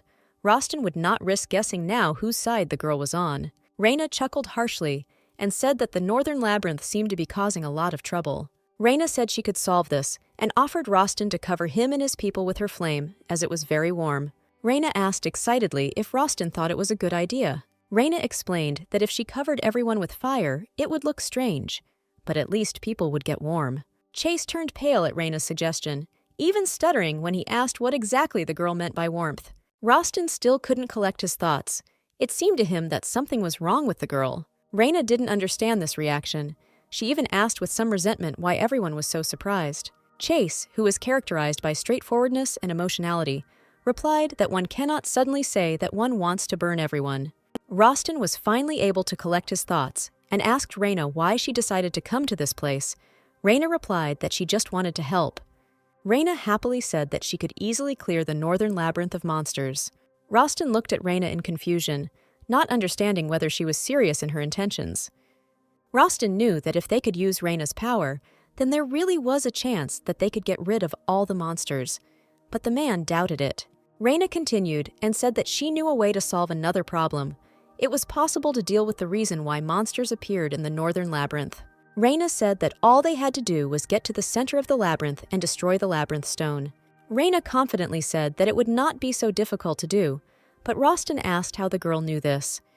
Rostin said with some confusion that he had been fighting in the northern labyrinth all his life, but this was the first time he had heard about some kind of stone. Reyna lost some of her confidence. She didn't expect that Rostin could be unaware of something. Reyna herself knew about the stone because she cleared the northern labyrinth several times in the game, but she couldn't say anything about it. Reyna hesitated for a moment, then answered hesitantly that there were rumors about this among the mages. Rostin clearly didn't believe Reyna, thinking that such an explanation sounded too suspicious, like everything that concerned the girl. Rostin said that he had also heard several rumors that concerned Reyna directly. Rostin said that part of those rumors was that Reyna was feeding orphans. Reyna almost relaxed, but Rostin said that he also heard that the girl burned down the house of local residents. Reyna was at a loss and could no longer find the words to answer Rostin. Rostin said that Reyna first wounds and then heals, simply playing with the people around her. Rostin confidently asked if this was Reyna's favorite hobby. Reyna tried to justify herself and said that there was a misunderstanding again, since she had nothing to do with the fire. Rostin replied that even if that were true, he still couldn't allow himself to enter the northern labyrinth with a man who destroyed monsters with dark magic. Rostin explained that Reyna's magic reminded him too much of the Demon Lord's magic. Rostin said that he had no way of predicting whether Reyna would actually attack the monsters, or whether the monsters would attack Reyna, so the man could not trust her. And the priests who were watching Reyna and Veronica reported to the high priest that his order had been carried out. The priest said that the northerners suspected Reyna of starting the fire, which made the high priest very happy. The high priest thought that now the gears were finally turning in the right direction. The high priest resolutely approached the altar. He clearly wanted to finally start acting. The high priest extended his hands to the altar and said that he was very sorry for Rostin, but the mission was more important to him. Rostin Wintersnow was supposed to be the perfect sacrifice to bring a saint into this world. After Rostin refused her help, Reyna chose to return to the Abyss Mansion. Rostin's words about not being able to trust her stuck in Reyna's head and hurt her quite a bit. Veronica, who was eating with Reyna, the coachman and his family, sighed and said that she was not sure she had the right to eat such food. Veronica explained that all the other residents were starving, but the coachman said that it was only their fault. The coachman explained that the northerners themselves had refused Reyna's help, so they now had to solve their problems on their own.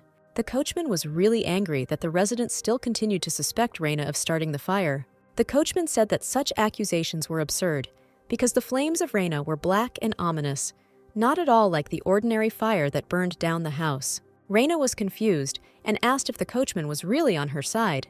It often happened that he seemed to protect her, but in such a way that Reyna still felt like a demon lord. Suddenly, there was a loud knock at the dining room door, interrupting the conversation at the table. Reyna said, getting up from the table, that usually no one comes to the dining room, so she had better check what happened there.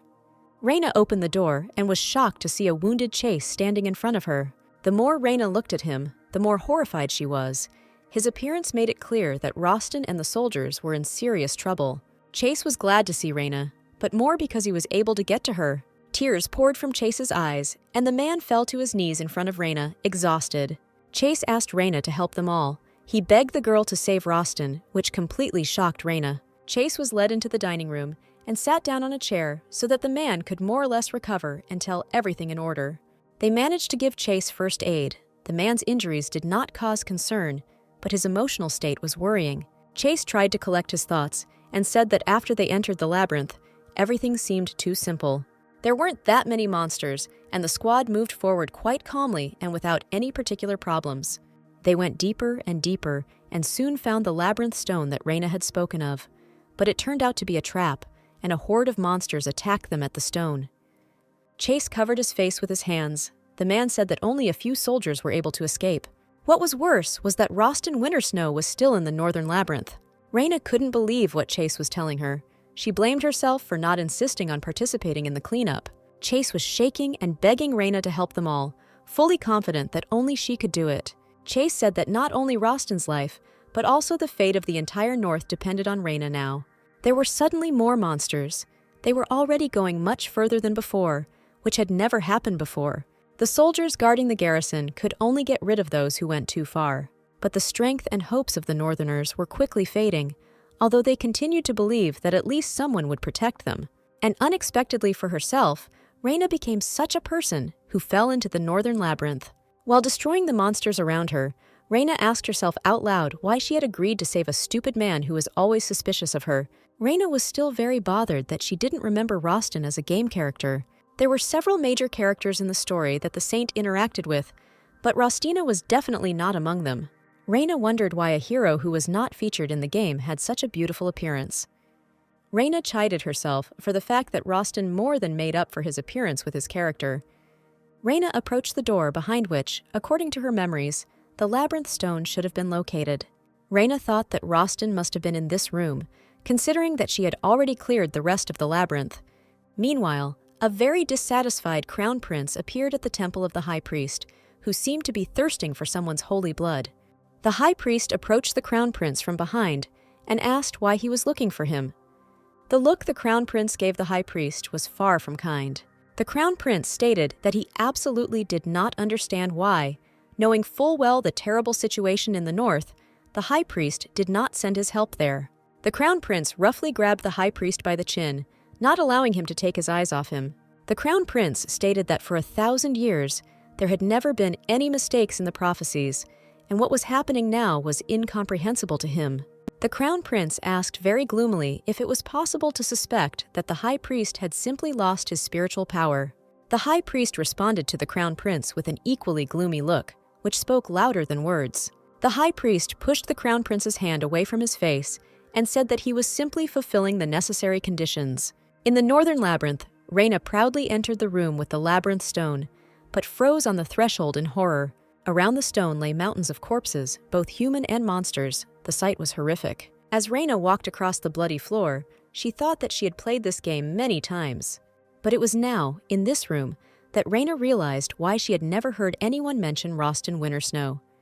Each time, Reina started the game from the moment when it was already too late for Rostin. The Duke, who had tried his best to protect the northern lands, was dead. Reina could not have met Rostin in the game because she started playing after his death. The conversation between the crown prince and the high priest was interrupted by a novice who ran in with important news. The novice exclaimed that the sacred altar suddenly began to shine as never before. The high priest chuckled. The appearance of the demon lord, the crisis in the north, the death of Rostin Wintersnow, all the conditions were met, so it was finally time for the saint to appear. Reina saw the labyrinth stone, and around under the stone was a scene of terrible carnage. All the monsters were defeated, even the master of the labyrinth, but not a single living person was visible. Reina looked at the scene with sadness. The girl could not believe that something like this had happened.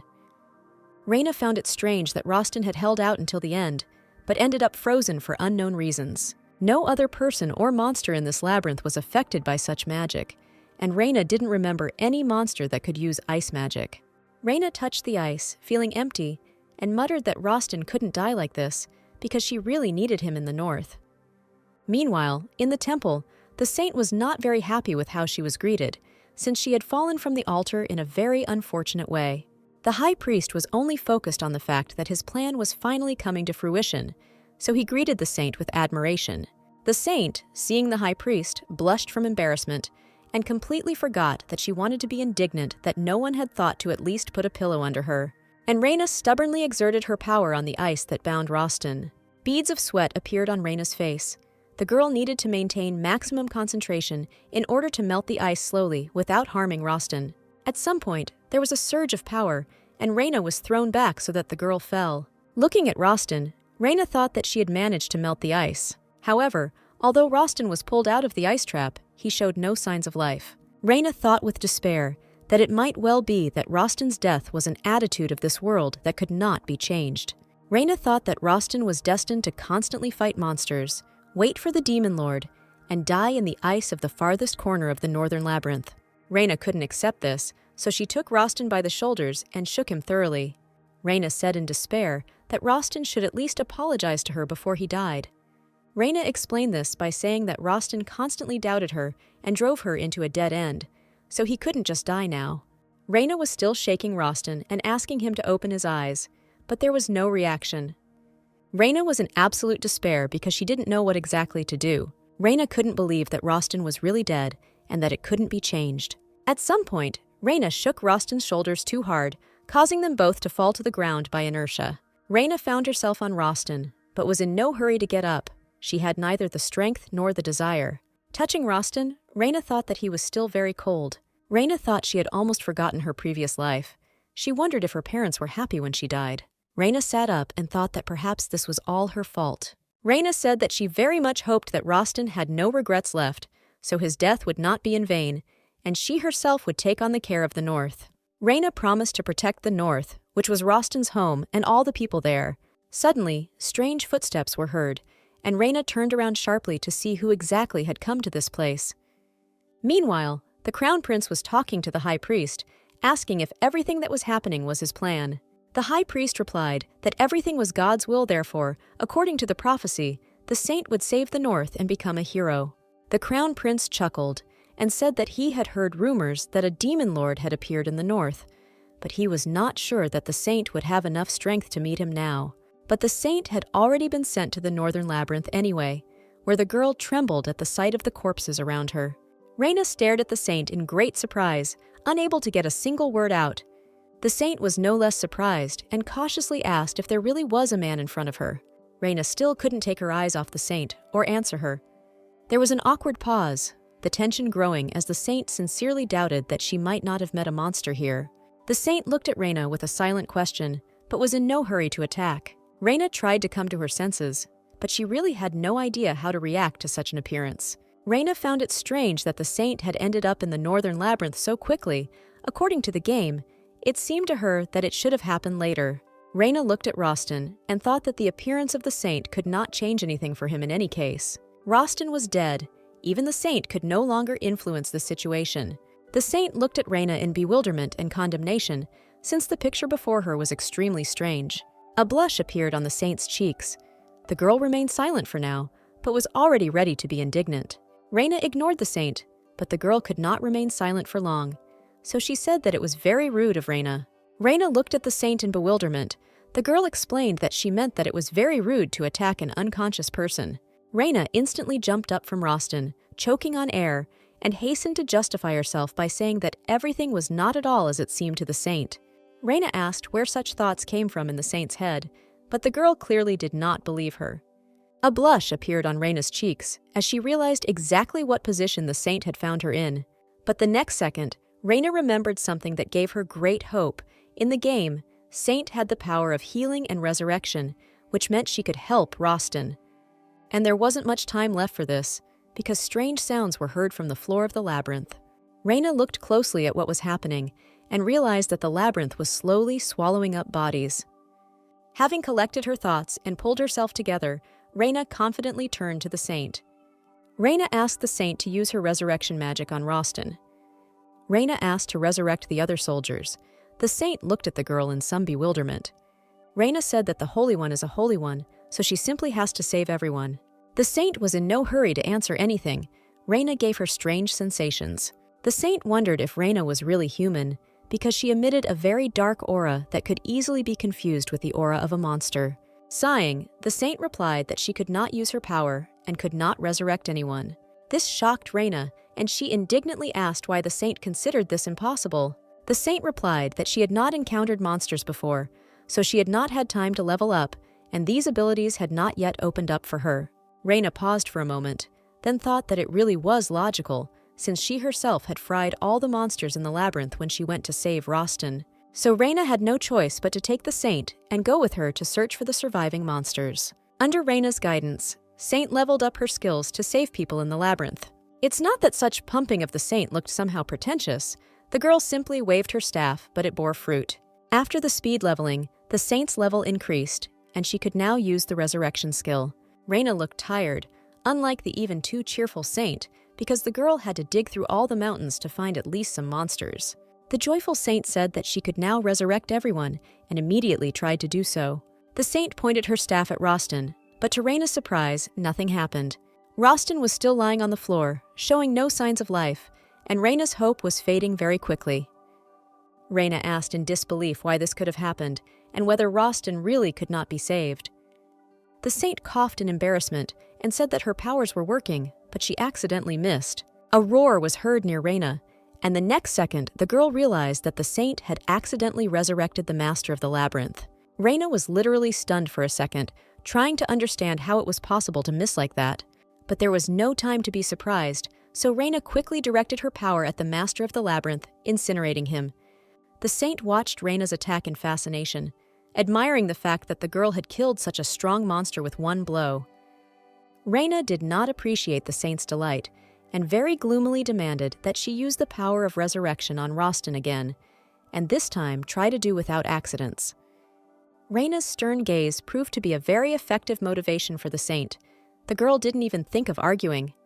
This time, everything really went smoothly. Rostin began to breathe and opened his eyes. Rostin raised himself up on his elbows, trying to comprehend where he was and what exactly had happened to him. The saint, squatting next to him, asked Rostin with concern how he was feeling. Rostin looked carefully at the girl, who was unfamiliar to him, not rushing to say anything. Rostin looked slightly to the side, finding Reyna with his gaze to make sure the girl was okay. Reyna stood silently. She was glad that Rostin had come to his senses, but she still felt a little lost. Rostin noticed this confusion, but decided not to comment on it for now. Looking again at the saint, Rostin sighed and said words of gratitude. Rostin rose from the floor, stood before the saint, and said that she had saved his life. Rostin was smiling. Saint was smiling. These two people looked so happy that Reyna felt uneasy. The girl's heart skipped a beat, and this greatly surprised Reyna, who realized that she felt sudden jealousy. The people of the north joyfully welcomed the heroes who returned from the northern labyrinth. Rostin and the saint walked together, smiling in response to these greetings. Reyna decided not to join them. Reyna preferred to return home as soon as possible, to breathe a sigh of relief after the fright she had experienced. Reyna sighed and thought that at least things should be quieter in the north now. Just after she thought this, Reyna heard someone else's footsteps behind her. Fortunately, it was Rostin, who, having finished the ceremonial event, hurried to the girl. Reyna asked tiredly what else had happened, and Rostin handed her a paper without further explanation. Reyna looked at the document that was transferring the ownership of the Abyss Mansion to her with disbelief. Rostin explained that he had decided to return the Abyss Mansion to full ownership of Reyna. Reyna was shocked by this action of the man, because it meant that Rostin no longer treated her with suspicion. Reyna's surprise quickly passed, and with a satisfied smile, she said that she had hit the jackpot since the man had so easily given her the mansion. Rostin answered melancholically that in the north, the Abyss Mansion was considered a place that was better not to take even for free, because the area was too dangerous and difficult to live in. Rostin said that choosing such a place was very stupid on Reyna's part, which outraged the girl so much that she asked if Rostin wanted to fight her. Rostin calmly replied that in the north, there were problems even with basic products, people were desperate, and the nobles would never dare to come there. Rostin said that there was nothing to seek in the north, so anyone would consider the decision to live there not the most wise. Reyna looked at Rostin in surprise, not understanding what exactly he was getting at. Rostin said that Reyna, unlike the others, although she was naive, decided to support people. Rostin remembered the manifestation of Reyna's dark power. Now it didn't frighten him at all. Rostin thought that this girl saved not only him, but also all other people. Rostin smiled sincerely and said that he was now absolutely sure that Reyna had not ended up in the north by chance. Rostin explained that in all likelihood, the fact that Reyna remained in the north was a blessing from the gods for them all. Rostin explained that the residents told him that they saw the dark flame of the Reyna, which burned out all the monsters on the border with the fortress. Reyna looked at Rostin in bewilderment, but remembered that she had indeed helped people. When Reyna went to rescue Rostin, she surrounded the fortress with her flames. Rostin said that it was only thanks to this flame that all the people remained alive. Rostin smiled softly, thinking about how to formulate what he wanted to convey to Reyna. Rostin said that Reyna even managed to share warmth with Luca, for whom Rostin himself could not do anything. Rostin's face darkened, suddenly feeling a pang of guilt for suspecting Reyna of such terrible things. Rostin said that he apparently continued to suspect Reyna only because he was jealous of her. Reyna was surprised by Rostin's words, but she chose not to interrupt the man.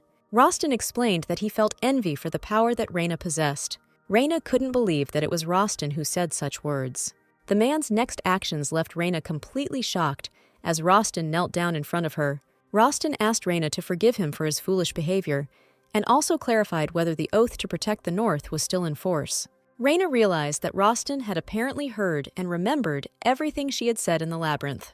Rostin extended his hand to Reyna and asked her for the opportunity to thank the girl in front of everyone. Reyna lowered her head, trying to comprehend his words. After a few seconds, Reyna asked with a little sadness if Rostin had really heard everything. Rostin did not comment on this, waiting for Reyna to answer his request. From the Abyss Mansion, the coachman Coral watched Reyna and Rostin with Mia and Veronica. Coral, Mia, and Veronica held their breath because a very romantic picture opened up before them. It took a lot of effort for them to contain their delight when Reyna placed her hand in Rostin's hand and he kissed it. It seemed like time stood still. The moment seemed magical for everyone. Coral, Mia, and Veronica, who had long hoped for feelings between this couple, smiled very contentedly. Chase and Corell's wife Anna were smiling just as contentedly and joyfully. Reyna did not refuse Rostin, so soon the people of the North, having learned of her participation in the labyrinth, welcomed her too. Reyna looked around in surprise that everyone was so positive towards her. Reyna was especially pleased by the smiles of the children from the orphanage she helped. The children's happy faces brought a smile to Reyna's face as well, and she finally felt like she belonged. People shouted that Reyna's black flame did not harm them, but protected them and wished the girl long life. Reyna thought with a little bitterness that in her past life she had been nothing but a burden to her parents. Reyna hoped that at least once her parents could feel proud of her, but in the end it was the people of the North who were proud of her. Reyna couldn't help but darken, plunging into thoughts about her past life. This did not go unnoticed by Rostin. He asked if everything was okay. Reyna was distracted from her thoughts, looked at Rostin and smiled sincerely. Reyna explained her gloomy look by saying that she was simply remembering her family. Rostin thought that Reyna was talking about Duke Rubelite, so he was not at all surprised by the girl's words. From Rostin's point of view, Duke Rubelite, who blamed Reyna for all sins, simply could not be considered her father now. Rostin lowered his head and thoughtfully said that if Reyna allowed it, he would very much like to become her new family. For Reyna, such a proposal from Rostin came as a surprise. Reyna was at a loss for words. Thinking that Rostin was proposing to her, the expression on Reyna's face was priceless. Reyna thought that, on the whole, it was to be expected, because she really was beautiful. Reyna smiled contentedly and thought that even Rostin was unable to ignore this. But Rostin quickly brought Reyna back down to earth and said that not only he, but all the people of the North could be considered family to her. Rostin said that Reyna had done him a great service, but the girl thought that she had misunderstood him. Reyna focused again on Rostin's words about the entire North being her family. In some ways, it reminded her of how in some companies from her past life, employees were told that their team was one big family, when instead of giving money, a person was simply praised. The saint stood on the platform in front of a crowd of delighted Northerners. The crowd shouted admiration towards the saint. People wished that God would always remain with her. Rostin and Reyna stood behind. Reyna thought that this scene was very different from what was in the game. In the original story, the saint cleared the entire northern labyrinth on her own, and now Rostin smiled at Reyna and pointed her to the place next to the saint. In the end, people were grateful not only to the saint, but also to two other people who made a great contribution to defeating the monsters of the labyrinth. Reyna was curious about how things would turn out now. Reyna wondered if it would be a problem that the game was deviating so much from the plot, while there was something strange going on in the northern labyrinth. A strange entity made of black flame appeared next to the monsters. After a few moments, this entity took the form of a small child to disguise itself. The boy's expression was blank, and he calmly walked towards the exit of the labyrinth. Reyna kept a close eye on the Northerners as they took the remaining food. Reyna thought that even though the monsters had been defeated, the situation in the north was still dire. Rhine remembered Rostin's words that all the inhabitants of the north would become her family.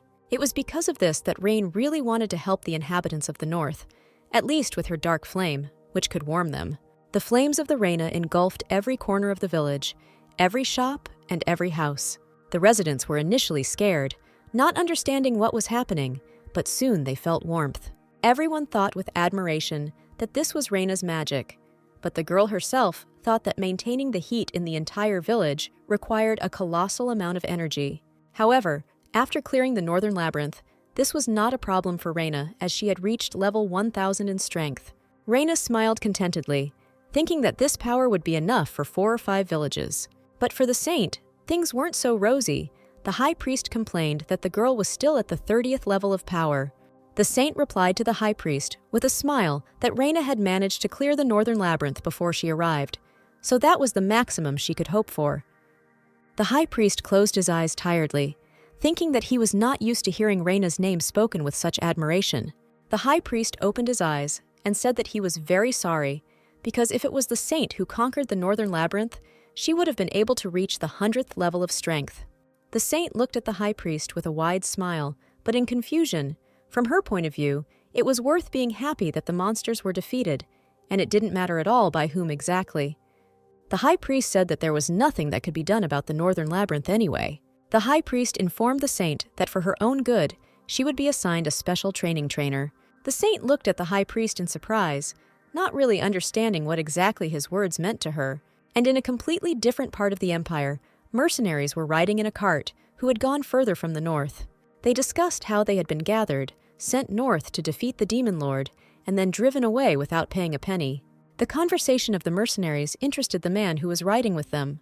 The man, who had been dozing until then, sat up and asked if the demon lord had really been spotted in the north. When the mercenaries confirmed this information, the man enthusiastically said that he, the warrior of Justice Kalen, simply could not pass by such news. Luca, in the form of an incomprehensible animal, sat on the roof, carefully watching the snowflakes. Rostin watched Luca with sadness, completely immersed in his thoughts. Rostin's thoughts were about Reyna, the girl he had not trusted at all before. It was thanks to Reyna that the people of the north, Luca and Rostin himself, felt the return of stability.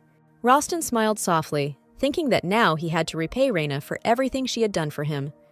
A servant entered Rostin's office, and Rostin immediately asked whether they had managed to find the person who had ordered the attack on Rhine. The servant replied that they had managed to narrow down the suspects, but an unexpected problem had arisen. Rostin calmly asked what exactly had happened and what problem was being discussed. Meanwhile, Reyna returned with her team to the shelter where she fed the children. Reyna handed out portions of food, delighted by the smiles that immediately appeared on the children's faces. Suddenly, Reyna felt someone tugging at the hem of her coat. Looking down, Reyna saw an unfamiliar boy with scarlet eyes. Reyna thought with surprise that this was the first time she had seen this child here. The owner of the shelter said that they had recently taken this boy into their care. The boy was walking barefoot down the mountains. A patrol found him and brought him to the shelter. The woman explained to Reyna that the boy was constantly silent, and they were unable to find out who his parents were or what his name was. The woman noted the surprising fact that such a shy child immediately became so attached to Reyna that he did not want to let her go. Reyna, however, was alarmed by the woman's words about the child coming down from the mountains barefoot. The boy felt Reyna's gaze on him and looked the girl in the eyes in response. Reyna smiled a little nervously. Suspicions arose in the girl's soul about where exactly a child could have come from in the mountains near the northern labyrinth. It was time to get ready to go home. Reyna sat down in front of the child, straightened his coat, asked him not to get sick, and said that she would come again soon. After which, Reyna hurried to jump on her horse to leave this place as quickly as possible. Reyna turned around worriedly. Thoughts about the child did not want to leave her. The boy continued to look at Reyna, not taking his eyes off the girl. Reyna regretfully mentally apologized to the child. She might have taken him to her, especially suspecting his demonic nature, but she was not sure that she could really raise him. And a very proactive man, Kalen, reached the northern mountains. Kalen was shivering from the cold. He was obviously not prepared for the northern frosts. Kalen thought that his flesh would soon start to fall off from the cold, but he was seriously determined to cope with it with the force of his will. But as soon as Kalen thought about this, his strength left him, and he fell into the snow. Luckily, Kalen didn't lie in the cold for long. Some kind people noticed him and took him in to warm up. The woman who had Kalen apologized for not being able to feed him well, but this did not bother the man. The woman told Kalen with concern that he had better return back to the south quickly. The woman said that she was advising this because Kalen had come to the northern lands, to places cursed by the demon lord. A picture immediately appeared in Kalen's mind of the demon lord tormenting the locals. After happily eating what the woman gave him, Kalen thought that he would definitely be able to deal with the demon lord. Kalen looked out the window and thought that he would soon reach the demon lord, and he would definitely pay for his sins. Meanwhile, in the Abyss's mansion, Mia and Anna were extremely surprised. Reyna returned from the orphanage with the child she couldn't leave there. The child peered out from behind Reina's back, embarrassed, refusing to let go of the girl. Mia and Anna were instantly touched by the child, sat down next to him, and asked what his name was. The child was frightened by such attention and only pressed closer to Reina. Anna said that the child was clinging to Reina in such a touching way. Reina replied that it looked like he was attached to her. That night, Reina decided that she should sleep with the boy, since he was clearly uncomfortable alone. Reina said she was making an exception for just one night and asked the child not to be afraid of anything. The boy looked closely at Reina and only nodded at her request. Reina looked closely at the child. He reminded her in some ways of herself. The boy looked weak and sickly, just like she had in her past life. Reina suggested that this might be the reason his parents abandoned him. The girl thought that the boy needed a name and suggested that he be called Trevor. The child nodded. Reina smiled. It didn't matter to her who exactly this child was. As she fell asleep, Reina wished for Trevor to grow up big and healthy, so that his parents would later regret abandoning him. Morning came. Reina rubbed her eyes, not even imagining how exactly her wish had come true. Reina turned towards Trevor, sleepily asking if he had slept well. But what she saw shocked Reina. She didn't expect to see this at all. In place of the little boy that Trevor had been that night, there now lay a fully grown young man. It was worth admitting that he was a very handsome young man, but that didn't make the situation any clearer. This is why Reina's panicked scream was heard from her room. And in the temple, in a very good mood, the saint headed to her first training session. Not long before, the high priest said that the saint would be trained by the paladin Aiden. The saint was very curious about what kind of person her trainer would be. It seemed to her that he could be even more handsome than the high priest. But the first training session turned out to be quite unexpected for Saint. The saint came to the canteen, where she was served very healthy, but not attractive food, which surprised her greatly. The servant explained that Aiden had prepared a special diet plan for the saint, which she now had to adhere to. After the strange breakfast, Saint headed to the training ground. Saint's mood was good right up until the moment when the man who was supposed to be her coach announced that she was exactly 5 minutes late. The coach said that Aiden does not forgive lateness, so Saint had to take 5 penalty laps around the training ground. The saint tried to protest, but she was losing to her coach both physically and mentally. For this reason, the saint had no choice but to run. Paladin Arden watched the saint from the roof of the house. He thought that he was entrusted with a very important task. He had to prepare the saint to save the world. For this, he was ready to do anything. Meanwhile, Duke Rubelite received a visit from Rostin, who was very unhappy with the Duke. With a phlegmatic expression on his face, Rostin made accusations against Duke Rubelite. Rostin regretted that the title protected the Duke from arrest, but asked the Duke to voluntarily apologize to Reina for sending men to kill her. Rostin stated that Duke Rubelite had to apologize for ambushing hired assassins against an innocent girl. Duke Rubelite could not believe that Rostin had actually said that. Duke Rubelite asked very indignantly if Rostin really considered Reina an innocent girl, and asked if Rostin had seen her use dark magic. Duke Rubelite, completely confident in his rightness, declared that Reina's power in itself was already a sin. Rostin didn't like this answer at all, although it was quite predictable. Rostin drew his sword from its sheath, declaring that there could be nothing just or unjust in force. Duke Rubelite was afraid that Rostin had decided to kill him, so he recoiled and fell to the floor. Rostin swung his sword, using his powers, but directing the blow not at the Duke, but at his statue, which was cut in half. Rostin explained that power cannot be evil or good. It all depends on how it is used. Duke Rubelite was shaking with fear. Beads of sweat appeared on his forehead. Rostin stated that with the help of dark magic, Reina protected the North and all its inhabitants. Rostin said that if Duke Rubelite tried to harm Reina again, tried to hurt her just because of her magic, he would regret it very much.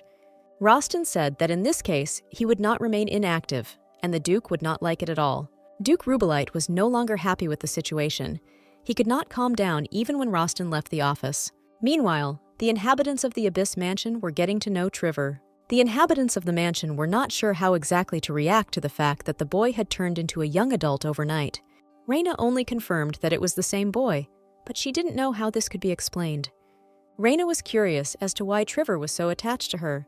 The fears and suspicions that were deep in Reina's soul were justified, and she only became more convinced that Trevor was a child of monsters. For this reason, Reina placed a choker around Trevor's neck, which acted as a magic limiter. Trevor didn't mind. At least he didn't show that it bothered him in any way. Reina sincerely hoped that such a limiter would prevent Trevor from harming anyone. Reina thought that even though Trevor was a monster, since she was the master of monsters, there shouldn't be any problems. Raina hugged Trevor and said that she really hoped that they could get along. Trevor smiled weakly and blushed a little. It seemed that such closeness with Raina pleased him. Rostin's visit to Duke Rubelite had its consequences for the North. The food supply was sharply reduced, and the inhabitants of the North resorted to stealing food. For this reason, instead of bags of food, during the next delivery, Chase found only stones in the bags. Those responsible for this were very quickly found and sent to prison. Soon the dungeons were visited by Rostin, who could not remain on the sidelines when such things happened on his lands. The robbers begged Rostin to give them at least one more chance, but the man was not thinking about that at all. Rostin thought with regret that the food shortage in the North was becoming a very serious problem. Rostin studied the food supplies they had left, and the quantity did not please him at all. Rostin thought that with such a quantity of food, the inhabitants of the North would definitely not last long. A solution had to be found urgently. Rostin decided to go around the village to find out who needed help the most. The man started with the orphanage. And what was Rostin's surprise when the owner of the shelter said that they didn't need help, since Raina often shared with them the harvest that the girl grew in her greenhouse. Rostin thought about it. The greenhouse seemed like a really good solution to this situation. And Raina was just rejoicing in the greenhouse, because the recently planted cherry tomatoes had produced a harvest. Coral suddenly ran into the greenhouse and announced that Rostin had decided to visit the Abyss Mansion.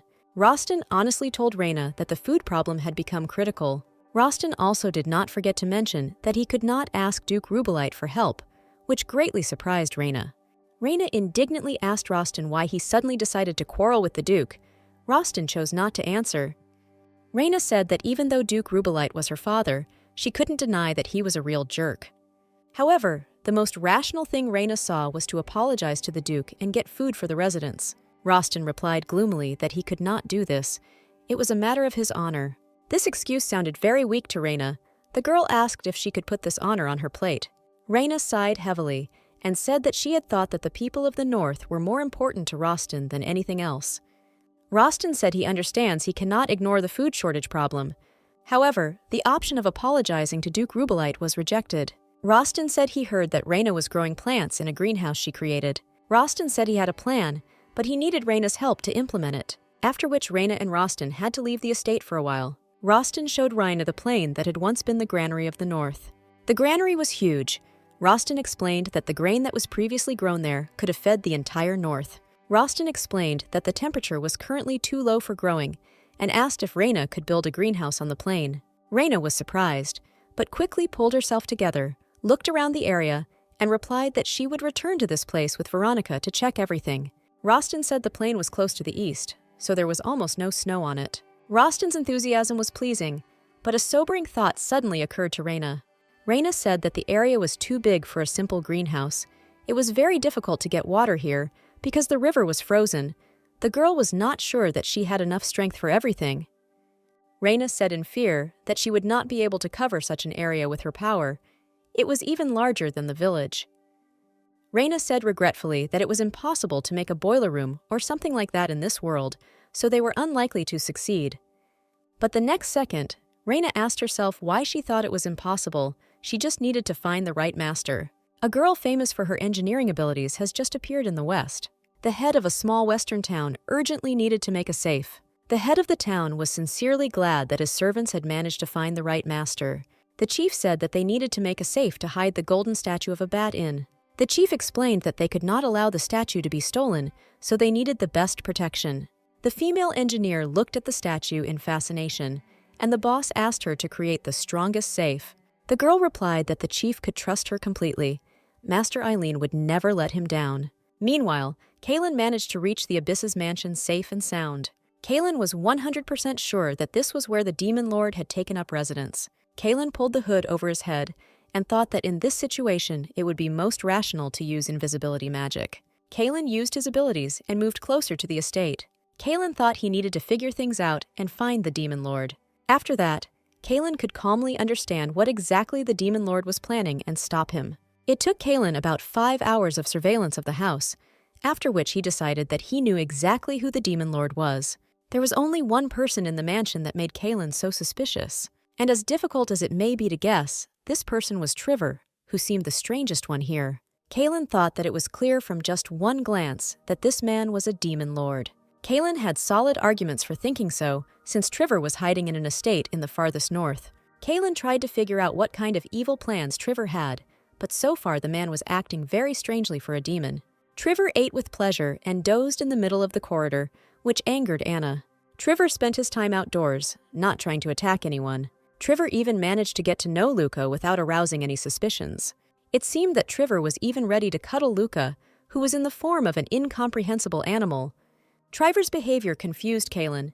In his understanding, the Demon Lord should have behaved completely differently. After all, he was supposed to be thinking about how to take over the world. In another part of the Abyss Mansion, Reyna was looking at the snow in fascination. Reyna's observations were interrupted by Rostin, who happily said that he had brought the master Reyna had asked for.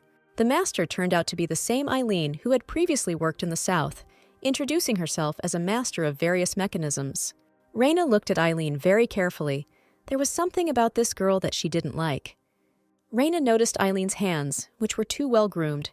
Reyna couldn't help but wonder if Eileen really was a master. Reyna knew firsthand that a master's hands simply cannot be in perfect condition. In a past life, Reyna's father worked with various mechanical equipment. After such work, Reyna's father's hands were covered in ingrained machine oil, the traces of which could not be washed off. Reyna thought Eileen looked very suspicious, so she decided to check her out. Reyna said that before moving on to the main task, Eileen would need to sort out the mansion's equipment. Reyna asked Eileen to install a water and heat supply system in the Abyss Mansion, powered by Reyna's magic. Eileen looked over the estate carefully and said that such an order would cost Reyna a pretty penny. Reyna smiled and replied that Eileen shouldn't worry about her fee. After this, Reyna opened the curtain next to which the girls were standing and showed a room completely filled with jewelry and treasures. Eileen's eyes lit up with anticipation, but the girl did not show how happy she was about this development of events. Meanwhile, in the temple, the saint was training hard, walking another circle around the training ground. It has been a week since Paladin Aiden started for the holy training. During this week, Saint could not understand what exactly these training sessions consisted of. They were more like school physical education. The saint constantly ran in circles, sometimes practicing sword strikes in the air. There were a lot of exercises for Saint with jumping rope. Such simple exercises exhausted the saint. The girl already cursed Aiden, believing that it was unnecessary for her, because she just needed to increase her level. The saint even thought that it would be better if Reyna became her trainer. It took Eileen a month to install the water and heating systems in the Abyss Mansion. Eileen explained that she had installed heating pipes in the floor to make it easier for Reyna's magic to be transmitted. Eileen also said that she installed a water well and installed plumbing in the Abyss Mansion. This news especially pleased Corel, who enthusiastically said that now he would not have to carry water by hand. Reyna channeled her power into the pipes and was surprised to find that they actually worked, reducing the girl's energy consumption by about 80%. Reyna thought she would never have believed that Eileen could do so well. Reyna smiled. The girl was glad that her suspicions about Eileen were in vain. With this girl's skills, they could easily transform the granary. And in the south, an attempt was being made on the golden statue of a bat hidden in a safe that Eileen had invented. The robbers intended to blame the theft on Eileen, who allegedly failed to make a good storage facility. And everything would have gone well for them, if not for a small detail that very suddenly came to light when they opened the safe. The golden statue was not in this safe. At the Abyss Mansion, Reyna found a worried conversation between Mia and Anna. Reyna wondered what exactly had happened, knowing full well that mother and daughter would not worry unnecessarily. Anna responded with concern that strange things had been happening in the Abyss Mansion lately. Anna noticed that in the small room that no one used, the bed linen was bunched up, as if someone had been sleeping there. Mia noticed more than once that some of the food she prepared instantly disappeared from the kitchen. Reyna admitted that it did sound very strange. Mia suggested that the estate might be haunted. Trevor sat quietly in a chair and read a book. Reyna walked up to the man and stroked his head. Reyna said she needed to leave the estate for a while and asked Trevor to watch the house. Under the cover of invisibility and hidden behind the curtain, Kaylin watched this scene. It's been a month since Kaylin decided to settle in the Abyss Mansion to keep an eye on the Demon Lord. After a month, Kaylin thought he was beginning to understand why Trevor was acting so frivolously. Warm and comfortable environment, great food every day, and life next to a beautiful girl. In Kaylin's understanding, all of this clearly contributed to the fact that the Demon Lord did not even think about attacking people. Kaylin watched from the window in admiration as Reyna climbed into the carriage. Tears even appeared in Kaylin's eyes. the man thought that he had finally found the very saint he had been looking for. Kalen thought that it was Reyna, who possessed the beauty that completely destroyed the demon lord's desire to conquer the world, bringing him to his knees before the girl. Rostin walked along the snowy streets of his own estate. Suddenly he heard Reyna scream and turned sharply towards the sound. Reyna smiled widely, waved at him, and almost jumped out of the carriage. Reyna was glowing with enthusiasm and said contentedly that they would most likely be able to implement the plan with the granary. Reyna happily ran up to Rostin and said that Eileen, the master Rostin had brought, was an amazing person. Reyna said that Eileen had done a great job of setting up the estate, even though Reyna had initially doubted that she could do it. Rostin hung there for a few moments, carefully absorbing Reyna's emotions. Rostin thought that this was the first time since he had met Reyna that he had seen her smile so widely. Reyna's mood made Rostin smile sincerely and widely. Reyna, unaware of what thoughts were in Rostin's head, continued to enthusiastically talk about her plans for the granary. Reyna said that the granary area was too big to accommodate a greenhouse, so she and Veronica tried to find another solution. Reyna said that the best solution would be to lay heating pipes underground and install irrigation. This could greatly reduce the consumption of magical power and make it possible to grow crops without losing energy. Reyna said that if everything works out, the North will no longer have problems with food. Reyna said enthusiastically that the only thing left for her to do was to clear everything with Eileen. But it was this step that suddenly turned out to be the most difficult, since the price Eileen had named was prohibitive. Eileen demanded 5,000 gold for her services, and at first Reyna even thought that she had misheard it. Eileen said the granary area was too big. Eileen explained that even with all her treasures, Reyna would definitely not have enough to cover the cost of such work. The saint, meanwhile, was eating with the high priest and decided to express to him her doubts about the training that Aiden was giving her. The saint was sure that Aiden was a very good person, but she was not sure that he was right for her as a coach. The high priest explained that these trainings, although they seemed useless to the saint, were a ritual of initiation for paladins. The saint, who was hearing about this for the first time, asked the high priest what exactly this meant. The high priest explained that Aiden, like the other knights, would be the saint's companions. The high priest said that these were the people the saint would sooner or later have to lead into battle against the demon lord. This news came as a surprise to the saint. She didn't know about it. The saint was, of course, told that she would have to fight the demon lord, but she sincerely believed that she would be alone on the battlefield. This somewhat motivated the saint, so she decided to go to the training hall herself and learn more about those with whom she would have to fight side by side. The saint's enthusiasm quickly faded when she saw the knights who were just training. Each of them, whether male or female, was twice the size of the saint due to their muscles. Each of the knights also gushed with an unbridled energy that the saint simply did not have. With horror, the saint thought that the high priest had clearly made a mistake in something, because she absolutely would not be able to lead these people. Meanwhile, Eileen, with a sly smile, told Reyna that she knew where she could get 5,000 gold. Reyna was a little taken aback by the news of Eileen's price for her work. However, Reyna demanded that Eileen tell her about this method as soon as possible. Very soon, a guest arrived at Rostin's estate, who was supposed to solve the money problem. It was a very respectable man of a certain age who introduced himself as the manager of the central branch of the Russell World Bank. The manager stated that the Russell Bank was ready to give Rostin 5,000 gold, but on the security of the granary territory. These conditions did not make Reyna and Rostin very happy, but they did not have many options. The manager smiled softly and said that there shouldn't be any difficulties in this deal, and since Rostin was signing the contract, the bank could lower the interest rate for him. Reyna felt uncomfortable that Rostin had to sign the contract, even though she understood that it was logical. Rostin was the owner of the granary, but Reyna still felt that it was she who had started all this, and therefore the responsibility should have been hers. The manager handed Rostin a contract, showing the man where he needed to sign. Eileen stood behind and smiled contentedly. Rostin did not refuse the contract. Without even reading it, the man signed it. The smile on Eileen's face became sinister and did not bode well, but no one saw it.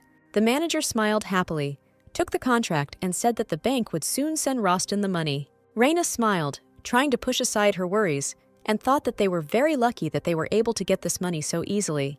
Reyna was confident that once the work on the granary was completed, she would be able to quickly return the entire amount to the bank. To Reyna, this seemed like the only way to save the people of the North, which is why she trusted Eileen too quickly. The saint's training became group training, which helped her because the knights supported her, but it also made her feel weak. The saint couldn't understand why the knights were trying so hard to train, since the demon lord hadn't even appeared yet. The knights' training was going quite calmly, but suddenly someone decided to disturb this calm. Someone threw a stone with all his might into the line of knights, which, fortunately, was intercepted by one of the trainees. The saint, who was trying to catch her breath at the time, heard two passers-by commenting that the knights were pumping up their muscles again. Passers-by said that the only thing the holy knights were good at was spending free food. Such words seemed unfair to the saint, because she understood what the holy knights were preparing for. These people were to fully support the saint in the battle with the demon lord, and they were ready to sacrifice their lives for this. But for the past 1,000 years, the only thing the holy knights did was training, because the demon lord did not show up, and that is why people began to look down on them. The saint decided to study the history of the Holy Order in more detail, which is why she went to the library. From the books, the saint learned that the holy knights had been waiting for her appearance for generations. This gave Saint determination, so she headed to the training hall. The appearance of the saint surprised the training knights. The girl looked unusually energetic. The saint thought that she had to live up to 1,000 years of waiting, so she enthusiastically offered the knights some good training. Night fell on the Abyss Mansion. Raina was sleeping peacefully in her room, but was awakened by a shrill scream. Half asleep, Raina didn't really understand what had happened, listening to the sounds of the estate. However, Raina decided that she needed to check what had happened, so she ran through the corridors in search of the source of the sound. Very quickly, Raina came across Anna, who was trembling and stuttering as she told the girl that she had seen a ghost. Raina asked in surprise where they got the ghost from and looked into the bathroom, where Anna apparently saw it. She didn't see the ghost of Rain, but she saw an unfamiliar red-haired young man. Kalen, and it was him, was pulling off his turtleneck, clearly not expecting anyone to notice him. Kalen hung there, not having time to take off his turtleneck. The man was trying to comprehend that he had been exposed, although he sincerely believed that he would have time to wash himself while everyone was asleep. Raina asked Kalen, very indignantly, who he was and where he came from in the estate. Raina asked what Kalen was doing in her own bathroom and why he was scaring the residents of the estate. Kalen collected his thoughts, straightened his turtleneck, and knelt down in front of Raina, which stunned the girl. Raina quickly pulled herself together and looked at Kalen very darkly, waiting for his answer. And Kalen did not disappoint. He introduced himself as a warrior of justice. But what shocked Raina the most was that Kalen suddenly called her a saint. Kalen lowered his head guiltily and waited for Raina's verdict. Whether he was a real hero or not didn't matter to Raina, because he was caught on her estate. Kalen told Raina that he had been hiding in the mansion for a whole month. Anna immediately put the facts together and realized that he was the cause of the strange things that were happening in the house. Kalen confirmed that he had indeed lived in the room where the mess was found and had also been stealing food. Kalen said that he was sorry that he had to do that, but he needed to keep an eye on the demon lord who resided in the Abyss Mansion. Raina asked again what kind of demon lord Kalen was trying to find here. Raina tried to hide her excitement at Kalen's words, but when she asked where a demon lord would come from in the Abyss Mansion, her voice was shaking and completely unresponsive. Kalen pointed at Trevor and said that he meant that bastard. Raina asked Kalen in surprise why he suddenly assumed this, calming down at least because this time it wasn't her who was suspected. Kalen replied to Raina that he knew Trevor was a demon lord the first time he laid eyes on him. And then Kalen again called Raina a beautiful holy maiden, which caused the girl to feel a slight dissonance in her soul. Kalen swore to protect the girl who had been holding back the demon lord all this time. It took Raina a few moments to realize that Kalen meant her. Raina asked Kalen incredulously if he really meant her, even pointing her finger at herself. Kalen stood up from his knees, took Raina's hand and kissed it, which only made Raina more embarrassed. Kalen said that the warrior of justice was ready to swear allegiance to Raina. Raina asked Kalen to wait with such vows, while behind the girl, a dissatisfied Trevor appeared. Trevor clearly didn't like the fact that some stranger was too close to Raina, so he simply pushed Kalen aside. The look Trevor gave Kalen was far from kind. Kalen's gaze on Trevor, however, was absolutely mutual. Tension flared between the men, and Raina wasn't sure if she should intervene. Kalen stated that they couldn't be sure when exactly the demon lord would change, so he simply had to stay by Raina's side and protect her. Kalen demanded that Raina make him her knight. Raina raised her hands in a calming gesture and asked Kalen to slow down. Raina said, pointing at Trevor, that he was not a demon lord at all. Following this, the thought came to the girl's mind that if she said that Trevor was just an ordinary monster, it would not calm Kalen down. Raina crossed her arms over her chest and said that since there was nothing she could do about the situation, she had a request for the warrior of justice. Reyna asked Kaylin to stay close to Trevor and keep an eye on him, an idea that puzzled both men.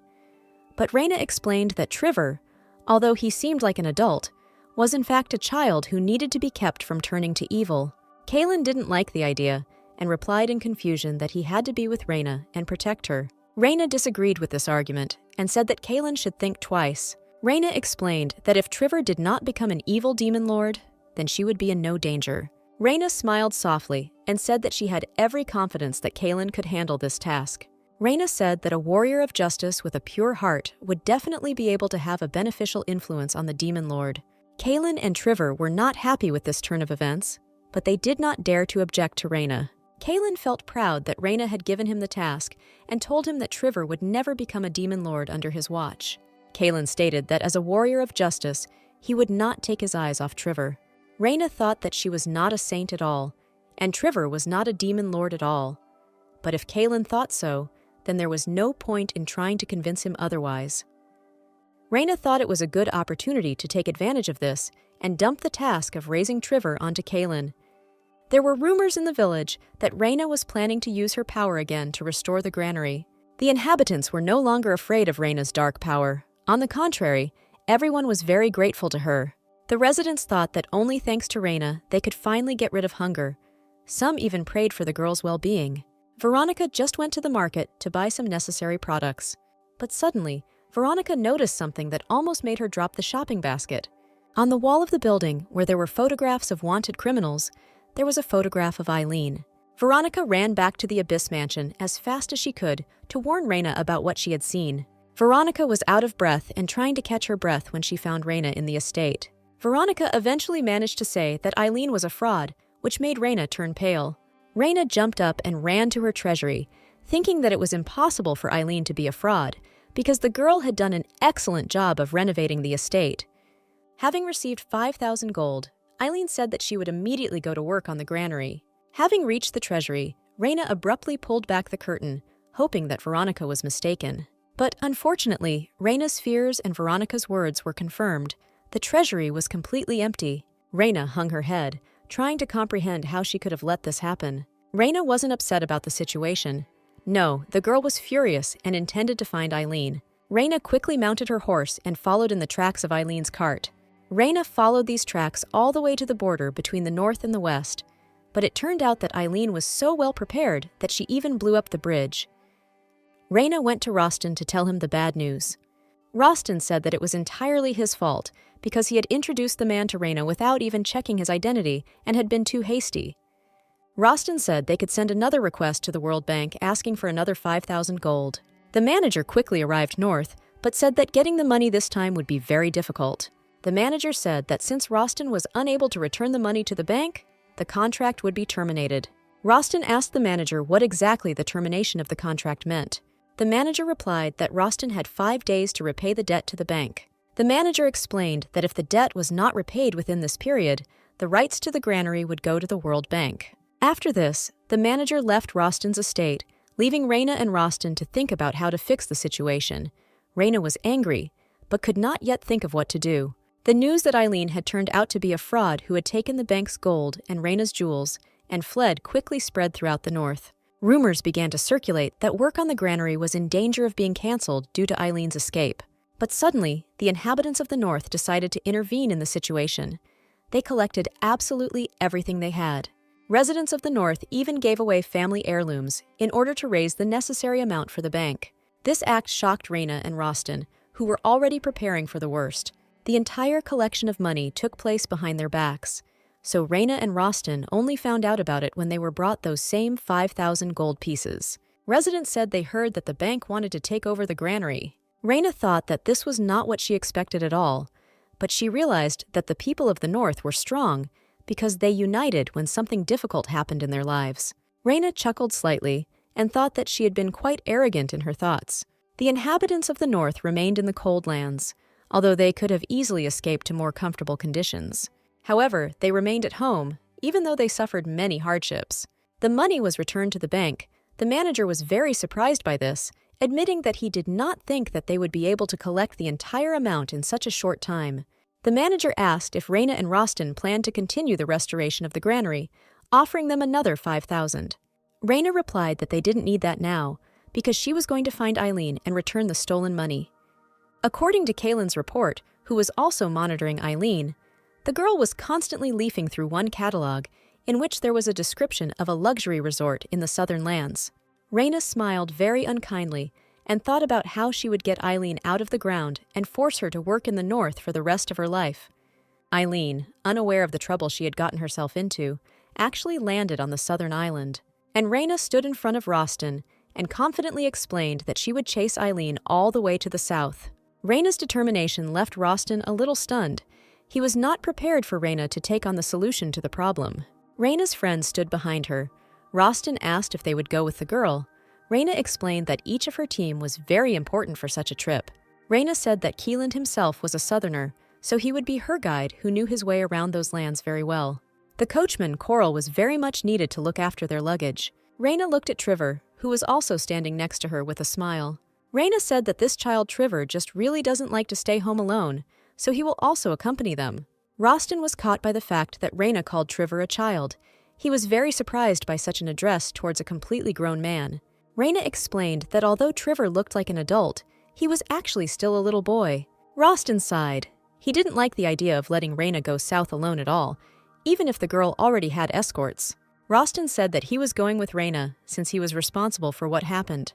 Raina was surprised by Rostin's decision, and the girl asked who would remain to defend the north in that case. Rostin replied that the monsters had stopped appearing, so there was no need to worry about the north, but Raina could be in danger. Rostin said that he wasn't sure that he would be of any use, but he would like to help Raina anyway, and the girl didn't object. Rostin looked at Kaylin thoughtfully. The man seemed familiar to him. Rostin was sure he had seen Kaylin somewhere, but he couldn't remember where exactly. And the company really did head south, heading to the southern resort of Neras. Unlike the north, Neras had a relaxed atmosphere. Raina thought, just as she stepped off the ship, that it was not for nothing that this place was called a paradise.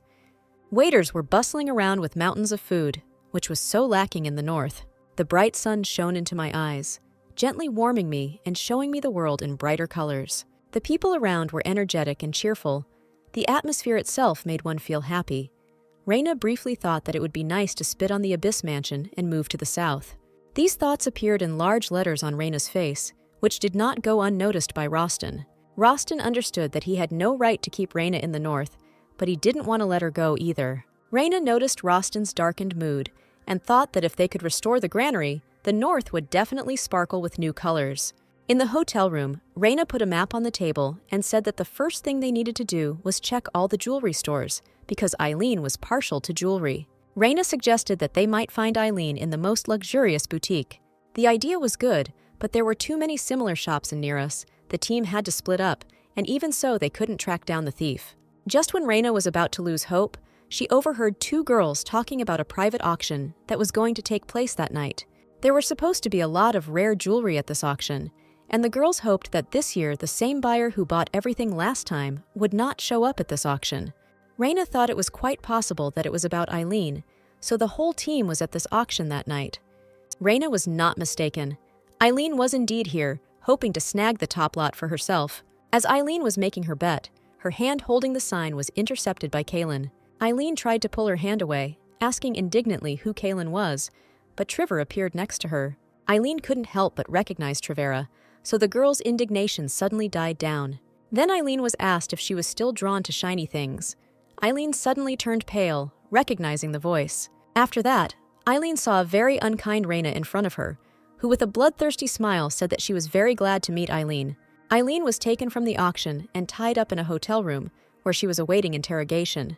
Rostin, who was supposed to communicate with Eileen, said that while fighting monsters, he completely forgot how evil people can be. Eileen hung her head and said that she had never intended to steal the money in the first place.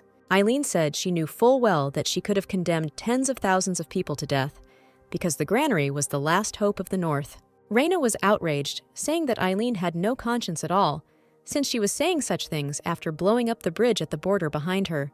Raina asked where Eileen kept the stolen money and wondered if Eileen had managed to spend it all at the auction. Eileen replied that all the money was in her room and promised to return it all. Raina wondered why Eileen had become a fraud with such good inventing skills. Eileen replied that she herself did not know. At some point, she became a person who was unable to control herself. Eileen said that she used to live in a very poor family and could not afford food or clothes. Eileen said that she often looked at shiny jewelry in the shop windows, and it was only thanks to the shine of these items that she was able to survive the hellish poverty. Eileen said that when she saw the treasures that Raina possessed, her mad desires took over her mind. Eileen said she knew what she was doing was terrible, but she just couldn't stop herself. Eileen said that she was a terrible person, so she was ready to pay for what she had done with her miserable life. Raina left Rostin with Eileen, leaving the hotel room. Raina thought that Eileen had been through a lot, and she felt very sorry for the thief, especially since she understood what it was like to live in poverty. She expressed her sympathy to Rostin when they discussed the current situation. Rostin asked in surprise if Raina really wanted to trust Eileen again. Raina replied that it wasn't a matter of trust, it was just that Eileen could still be useful to them. Raina said that Eileen had been through something terrible when she was just a child. Raina understood her, so she wanted to give her another chance. Rostin did not entirely approve of this decision, but chose to agree with Raina, and that was their mistake. Eileen actually took them to her room, where she said she kept the money. Raina and Rostin entered the room, completely oblivious to the fact that Eileen was hanging back. It was only a second before Raina and Rostin were distracted, and Eileen disappeared. Of course, there was no money in the room either. Raina was so surprised that she had been fooled that she froze and couldn't even get angry. Rostin walked tiredly around the hotel room and tried to collect his thoughts. Stopping near Raina, Rostin said that near us was an island, which meant that it could only be left with the help of a teleportation stone or by ship. Eileen was not a noblewoman, so she could not use the stone, and the only way out for her was a ship. Rostin suggested contacting the island's manager, Roman, to temporarily block the sea routes. But Roman only laughed at the idea that Rostin expressed to him. Roman said that he could not close the sea routes for the sake of one petty thief, because near us was the land of freedom. Roman said that even at Rostin's request, he was unable to act so cruelly towards his guests. Roman patted Rostin on the shoulder and said that since the Duke of the Northern Lands himself had visited this island, he should relax and try to enjoy this place. Rostin looked after Roman with displeasure, thinking that he would never have thought that he was so frivolous. Roman didn't have time to leave the office when Kalen entered, blocking his path. Kalen smiled sincerely and said that he understood perfectly well that near us was a land of freedom. However, Kalen noted that even the land of freedom had to obey the laws of the Empire. Roman suddenly lost his frivolous mood. The man turned pale, looking at Kalen with fear. Kalen leaned over to Roman, clinked glasses with him, and said that his father had praised Roman very much, especially that he had collected incredible taxes. Kalen asked what would happen if his father found out that there were no rules of morality or decency on near us. Kalen's words had a magical effect on Roman. The man declared that he would immediately order all ship departures to be cancelled. Roman called the guards and ordered them to stop absolutely all ships. The island's guards immediately began to stir. Everyone was running in panic, trying to carry out the order as quickly as possible. Rostin looked at Kalen, trying to catch the thought that had occurred to him during their first meeting. A second later, Rostin grinned, realizing why Kalen seemed familiar to him. The southern lands, including near us, were ruled by the family of the Duke of Cleves. Kalen was the eldest son of this family, and therefore the heir to the southern lands. After the ship stopped, Eileen was quickly found and put in prison. Eileen thought that she still had one more chance anyway. She could again take advantage of Raina's naivety, which could be deceived endlessly. Eileen thought that such naivety was logical, since Raina grew up in hothouse conditions. And she was very wrong to think so. Eileen had to regret it the very next minute. Raina appeared next to her prison, completely engulfed in dark flames. A very promising smile played on Raina's lips. Eileen turned pale. A shudder ran through Eileen's body. The girl thought that she was very wrong about Raina. Now Raina no longer seemed like a naive simpleton to Eileen.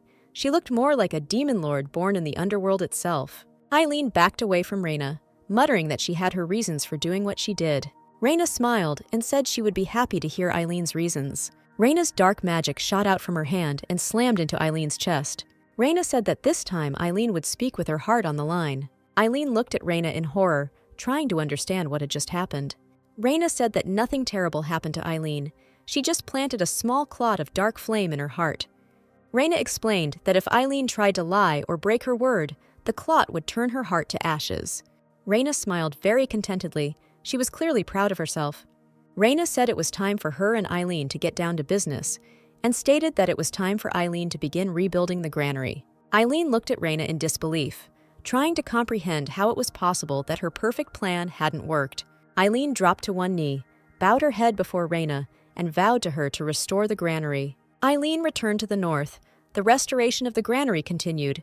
The sight of continuous construction gave hope to the people of the north. But as soon as one problem was dealt with, another one immediately appeared, which Veronica hastened to report. Veronica reported that they had a sudden shortage of hands. The cultivation of the land took too much effort, so more people were needed. Farmers who were cultivating the land complained that they were unable to do anything. Raina hadn't expected such a problem to arise, and thoughtfully asked what exactly could be done about it. The solution was found in the east. Duke Rubelite had just introduced new taxes that did not suit the people, because after paying them, people had nothing left. People complained that they had no money left to feed their families, but rumors began to reach the east about a granary in the north. Farmers in the east were well aware that the north might need help to restore its breadbasket. So it wasn't long before Duke Rubelite received news that the farmers of the east had fled. The news of this greatly surprised Duke Rubelite, and he indignantly asked where the farmers could have fled from their lands. The servant hesitated, but answered honestly that everyone had rushed north to restore the granary, and things with the restoration of the granary were really going well, which could not but please Raina and Rostin. Raina happily noted that the farmers of the east could not only help physically, but could also pass on the necessary knowledge to the people of the north. Rostin was not as joyful. He replied that he was indeed glad that everything was going so smoothly, but was still very worried. Raina asked in surprise what exactly was troubling Rostin, since nothing terrible was happening after all. And just at that moment, Raina heard Veronica scream, which did not bode well. And indeed, when Veronica ran up to Raina and Rostin, she said that she had bad news. Duke Rubelite, of course, could not remain indifferent to the fact that people were leaving his lands. Duke Rubelite wanted to check first whether there really was work for people in the north. What the Duke saw, to put it mildly, did not please him. The fields in the granary were huge. Absolutely all the farmers could have gone there. There would have been enough work. Fearing that he would lose men and money, Duke Rubelite ran to the high priest. The temple attendants said that the high priest was still in his room, which did not please the Duke at all. Duke Rubelite, knocking on the high priest's door, mentally grumbled that he was still sleeping at noon. Upon hearing permission to enter, Duke Rubelite immediately burst into the room. The high priest calmly finished dressing, buttoning the last buttons on his cassock. The high priest asked how he could help Duke Rubelite, and the Duke indignantly replied that the matter concerned Raina. Duke Rubelite claimed that Raina was cultivating the granary in the north with dark magic and had taken all the farmers in the east for herself. The Duke said that he wanted to intervene, but he couldn't if Raina was enslaving people with her demon lord power, which was heard by the crown prince, who just then entered the high priest's room. The appearance of the crown prince came as a surprise to Duke Rubelite. Duke Rubelite tensed up because he didn't know how exactly the crown prince would react to such news. The crown prince chuckled and thoughtfully asked if Raina was the very daughter the Duke had been hiding from everyone all this time. Duke Rubelite, who sincerely believed that Raina's existence was a secret to everyone, was shocked by what the crown prince knew about her. A nervous tremor ran through Duke Rubelite's body, and he stuttered and asked how the crown prince knew about Rhine. The crown prince smiled very smugly and replied that more rumors had reached the imperial family than anyone could have imagined. Duke Rubelite froze, feeling real horror. The man thought that he tried his best to hide Raina, but the most influential people still found out about her. The high priest, seeing Duke Rubelite's reaction, asked the crown prince to leave them with the Duke. The high priest explained that he needed to discuss something important with Duke Rubelite in private. The crown prince did not refuse, so the high priest and Duke Rubelite were left alone. The high priest, pouring tea for Duke Rubelite, said that the situation had changed a lot since their last conversation. The high priest said that it was because they finally had a saint. The high priest stated that these changes meant they needed to move on to the next step of their plan. Raina and Rostin looked into the distance with excitement, trying to see what was happening on the northern border. Raina was unhappy that Duke Rubelite was once again trying to harm someone. An army camp was visible in the distance. The Duke had stationed his personal troops on the border of the north and east. Veronica explained that Duke Rubelite was using these troops to catch farmers who fled north across the river. Veronica said with displeasure that everyone who tries to get north is caught and severely punished. This news did not please Raina and Rostin very much. including because of their concern for the people. Reyna even gritted her teeth in anger, perfectly understanding why Duke Rubelite suddenly decided to do this. According to the stories of people who managed to escape from the eastern region, working for the Rubelite Duchy has become terribly unprofitable. Whatever harvest people gathered, absolutely everything went to pay taxes, and eventually people decided to leave their homes and move north in search of a better life. Reyna was genuinely infuriated that Duke Rubelite had decided to deprive people of such an opportunity. In the end, Reyna dispersed Duke Rubelite's troops with her dark magic without any regrets, but it turned out that Duke Rubelite managed to achieve his goal in a short period of time. Although Reyna had dispersed the soldiers, the granary fields were empty, and farmers from the eastern lands stopped appearing. And the reason for this was not only the people's fear of Duke Rubelite's soldiers. Duke Rubelite, in an effort to save his money, decided to share important information with the people of the East. Duke Rubelite called everyone to the main square and announced that he would tell a terrible secret about the Rubelite family. Duke Rubelite stated that it was about Reyna Rubelite, his eldest daughter, whom he had locked underground at the age of 8, and the woman who had gone north. Duke Rubelite announced to everyone that Reyna had received the power of a demon lord and would definitely destroy this world. Duke Rubelite said, with feigned regret, that it had been very difficult for him, as Reyna's father, to decide to reveal his daughter's true identity to the world. Duke Rubelite said that Reyna had grown up, and now he simply couldn't keep everything a secret. Duke Rubelite stated that he had a duty to warn the people of the Empire before the Reyna became an even greater threat to peace. Duke Rubelite apologized for deciding to tell everything only now. Duke Rubelite said that they might yet have to face the consequences of his silence, and vowed that if Reyna invaded the eastern lands, he would protect everyone to the very end. When Reyna used dark magic to deal with Duke Rubelite's army, she only confirmed his words. The soldiers who were on the border of the lands began to tell with horror about what had happened to them. Eventually, the rumors grew to the point that the farmers of the East believed that those who were able to escape and work in the East were enslaved by the power of the Demon Lord. And in fact, Reyna was forcing them to work. There was no end to these rumors, and Duke Rubelite was very pleased with himself. Duke Rubelite believed that he had not listened to the High Priest in vain. It was he who advised Duke Rubelite to gather all the inhabitants of the eastern lands and reveal to them Reyna's true identity. At first, this shocked Duke Rubelite, who believed that his family's reputation would suffer if this happened. The High Priest advised emphasizing the clash between paternal love and ducal duty, thus explaining why he decided to reveal the truth so late. This calmed Duke Rubelite somewhat, but did not convince him completely. The High Priest said that Duke Rubelite had nothing to worry about, since the temple would stand on his side. Duke Rubelite suddenly decided to share his doubts with the High Priest. Duke Rubelite said that Reyna was acting very strangely, because in fact, she was restoring the granary for the people of the north. The Duke asked if the High Priest was sure that the awakening of the Demon Lord should begin soon. Duke Rubelite asked the High Priest what they should do if the awakening never happened. A not very kind smile appeared on the High Priest's face. The man replied that in that case, they would have to make Reyna a Demon Lord themselves. These words from the High Priest were unexpected for Duke Rubelite. Duke Rubelite, doubting that he had heard the High Priest correctly, asked him again if he really intended to make Reyna a Demon Lord. The High Priest replied with a grin that it wouldn't be that difficult, and that Reyna would be perfect for the role of Demon Lord. Duke Rubelite walked thoughtfully, wondering if it was the right decision to reveal the truth about Reyna to everyone. He paused for a few seconds, wondering what exactly the Crown Prince was doing in the High Priest's room, after which he hurried out of the temple. Meanwhile, the Crown Prince stood on the balcony in the High Priest's room. The Crown Prince asked if the High Priest really planned to make Reyna a Demon Lord. The High Priest asked if the Crown Prince had heard everything, and the man replied that it would be strange if he had not, considering that the High Priest himself had allowed him to do so. The Crown Prince said that Reyna had the power of a Demon Lord, but had not yet awakened, after which the man placed his hands on the High Priest's shoulders, leaning over him, and asked if this meant that his divine prediction was wrong. The High Priest replied that he had not said such a thing, and said that predictions could not be wrong.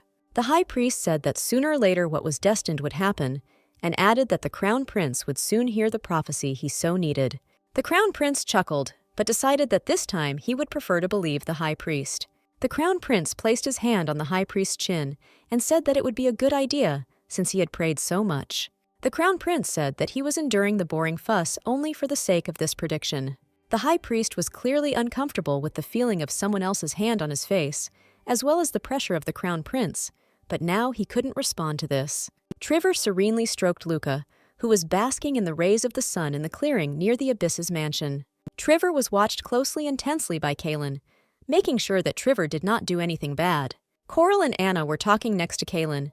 Their conversation did not please the man at all. Coral was worried that people who saw Reyna's power for the first time might get the wrong idea. Anna agreed with her husband, noting that they too were frightened when they first saw the dark flame. Anna and Coral were seriously thinking about how they could prove to everyone that Reyna was not a demon lord, and Kaylin was also worried about this issue.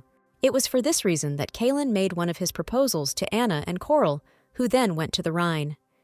Anna and Coral suggested that Reyna get engaged to Kaylin to stop all the rumors. At that moment, Rostin stood behind Reyna, and he clearly didn't like this proposal.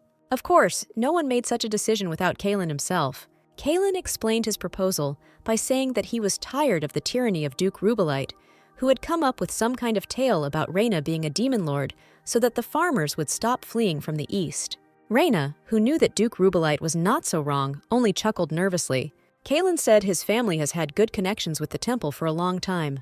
Kaylin was absolutely serious when he said that if Reyna accepted his proposal of marriage, he would immediately contact his family to protect the girl. Kaylin was completely confident that this way, they would be able to disprove all the dirty rumors about Reyna. Reyna looked down. Getting help from the southern ducal family was indeed a tempting offer, but there was one small detail in this proposal that really bothered Reyna. Reyna asked if people weren't supposed to marry for love, not convenience. Reyna's question shocked everyone present, including Rostin. Growing up in high society, Rostin and Kaylin were simply not used to anyone talking specifically about love. Anna and Coral, who loved each other, also did not expect to hear this from the aristocrat. Even Veronica was very surprised, although it seemed she had already managed to get to know Reyna quite well. Reyna laughed nervously at the reactions of those around her and asked if she had asked something strange. The problem was that in this world, a marriage proposal was often just a show for the public, not a great event for the couple, but the conclusion of a union between two families. Marriages where partners loved each other or at least had common interests were very rare here. Rostin came to Reyna's aid, saying that there was no need for her to marry Kaylin. Rostin said that there is another way to resolve the current situation. The method proposed by Rostin was truly ingenious in its simplicity. Rostin suggested engaging bards who would sing a song about a beautiful black flower who was an unwanted daughter in the Duke's house. The poor girl was destined to die alone, but in the darkness of her loneliness, a light appeared. New feelings overwhelmed the girl Reyna, and the flame of love began to blossom in her heart. The love ballads were meant to touch the hearts of every citizen of the empire, and it only took a couple of bards to stop the rumors that Reyna was a demon lord. Duke Rubelite tried to change the situation by ordering the arrest of the bards who performed the ballad, but it was too late. Every passerby sang a song about true love. Even Duke Rubelite couldn't arrest them all. People's fears of the demon lord from the north were quickly erased. There was only one man in the north who felt Reyna's wrath. Eileen was forced to help the people of the north, sparing no effort in doing so. The people of the north were very grateful to her. Eileen was truly an excellent craftsman, but this did not make Eileen happy. She herself would not lift a finger to help anyone. Reyna didn't seem to give Eileen any orders. She only asked her to help the residents. Reyna even said that she understood perfectly well that Eileen was busy restoring the granary, but the residents really needed her help. But Eileen knew perfectly well that in the end, she simply had no choice. There was still a clot of darkness in her heart that could kill her instantly. Residents said that for the first time in their homes, everything was working without interruptions. Eileen thought that if it weren't for Reyna, she would have run away from here long ago. Eileen couldn't understand why everyone was so grateful to her, considering that she didn't like what she did at all. Even Veronica approached Eileen, saying that all the people of the north were sincerely grateful to her. Veronica admitted that she was very worried when she learned that Eileen was returning north. Veronica even apologized for doubting Eileen, considering how hard Eileen worked. Veronica pointed to the granary, which was now completely filled with grain, and said that all this was possible only thanks to Eileen. Veronica thanked Eileen for helping to complete the restoration of the granary. Eileen thought that she was not doing all this for the good of others. But looking at the ears of wheat, Eileen thought that it wasn't so bad after all. The wheat harvest grew without problems, and residents had more free time. People used this free time to speculate. Everyone was curious to know who exactly was Reyna's lover. Reyna was often seen accompanied by Rostin and Kaylin, so both men could be the man from the song. The ballad Black Flower of Love by Rain, along with the positive rumors, had their effect. Farmers from the eastern lands began to leave the eastern lands again and settle in the north. Time passed, and soon it was time to harvest, thanks to everyone's efforts. Veronica, humming a song about the Rhine, watered the flowers and radiated absolute happiness. Veronica felt like she was in a fairy tale because she had never thought that anything could grow in the north. Kaylin, meanwhile, was busy with household chores concerning Trevor. Trevor wasn't trying to take over the world, wasn't trying to destroy anyone, but he was burning with an unhealthy enthusiasm for making notes right in the books he read. Tired of repeating the same thing over and over, Kaylin demanded that Trevor at least make proper notes, because now it seemed like he was just doodling in the text. Such bickering even made Raina a little happy. It was very cozy. Looking out the window, Raina thought that she had finally managed to wait for some calm days. Besides, it was the only day of the year when Luca could return to his normal appearance. As soon as he became human, Luca came to Raina's window to talk to the girl, which Raina was also very happy about. At the Winter Snow Mansion, meanwhile, Chase asked if he could ask Rostin one personal question. Rostin tensed, suspecting that he wouldn't like the question very much. However, Rostin decided that it was better to let Chase ask the things he was interested in directly. The question really didn't please Rostin, and the ballad about Raina reached Chase, who wondered if the ballad was about Raina's love for Rostin. Rostin replied that the whole ballad was just a fiction, but Chase said that some prototypes had to be taken for the text.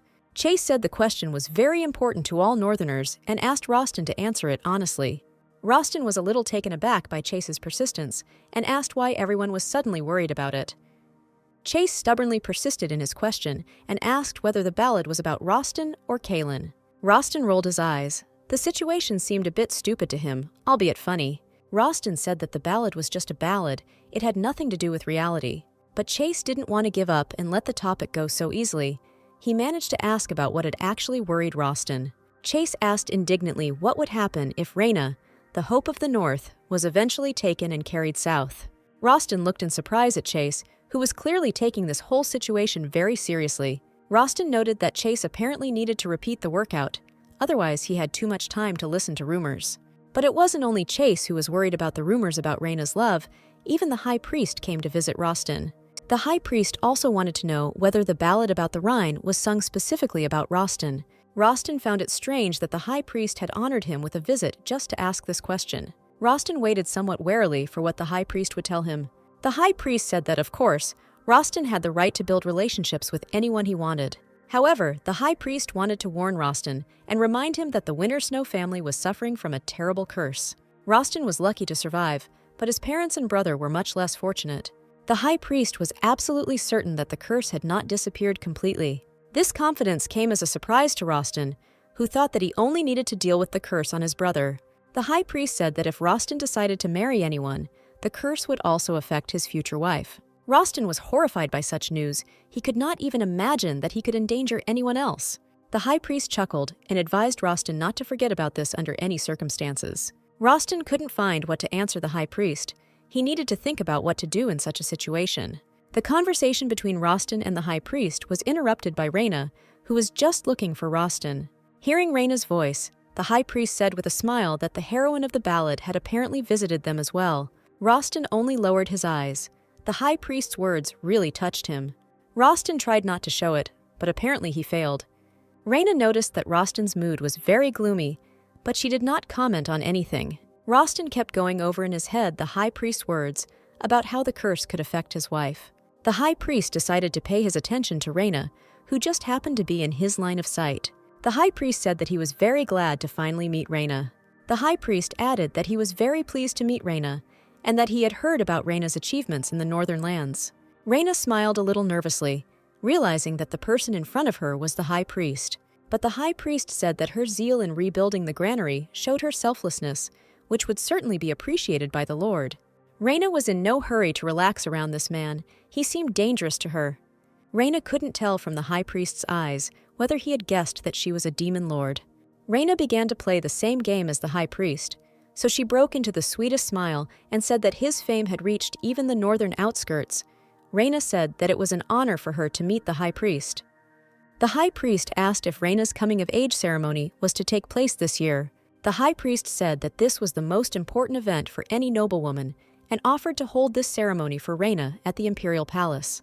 The high priest said that they would be very glad to have the presence of Reyna Rubelite, the savior of the north.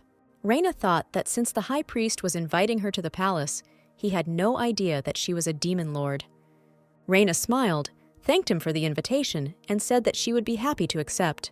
The high priest said he was very happy about this, and added that it was customary to come to such ceremonies with one's partner. The high priest said that he had heard how popular Reyna had become as a heroine, so he was looking forward to seeing who she would come with. Reyna looked at the high priest in confusion. She wasn't sure if she understood him correctly. The high priest decided to end the conversation and said that it was time for him to go. The high priest smiled, a little coldly this time, and thanked Reyna again for the introduction. Passing by Rostin, the high priest meaningfully said goodbye to him. When no one could see the high priest anymore, he allowed himself to smile. After meeting Reyna, he was absolutely sure that she was the demon lord. The high priest now really needed Reyna to come to the ceremony at the imperial palace. The high priest thought that on this day, he would remove Reyna's mask and show everyone her true nature. Reyna breathed a sigh of relief, thinking that the high priest didn't suspect anything. Rostin asked why Reyna had come. The girl replied that she had started talking with Luca, and he had told her a lot of interesting things.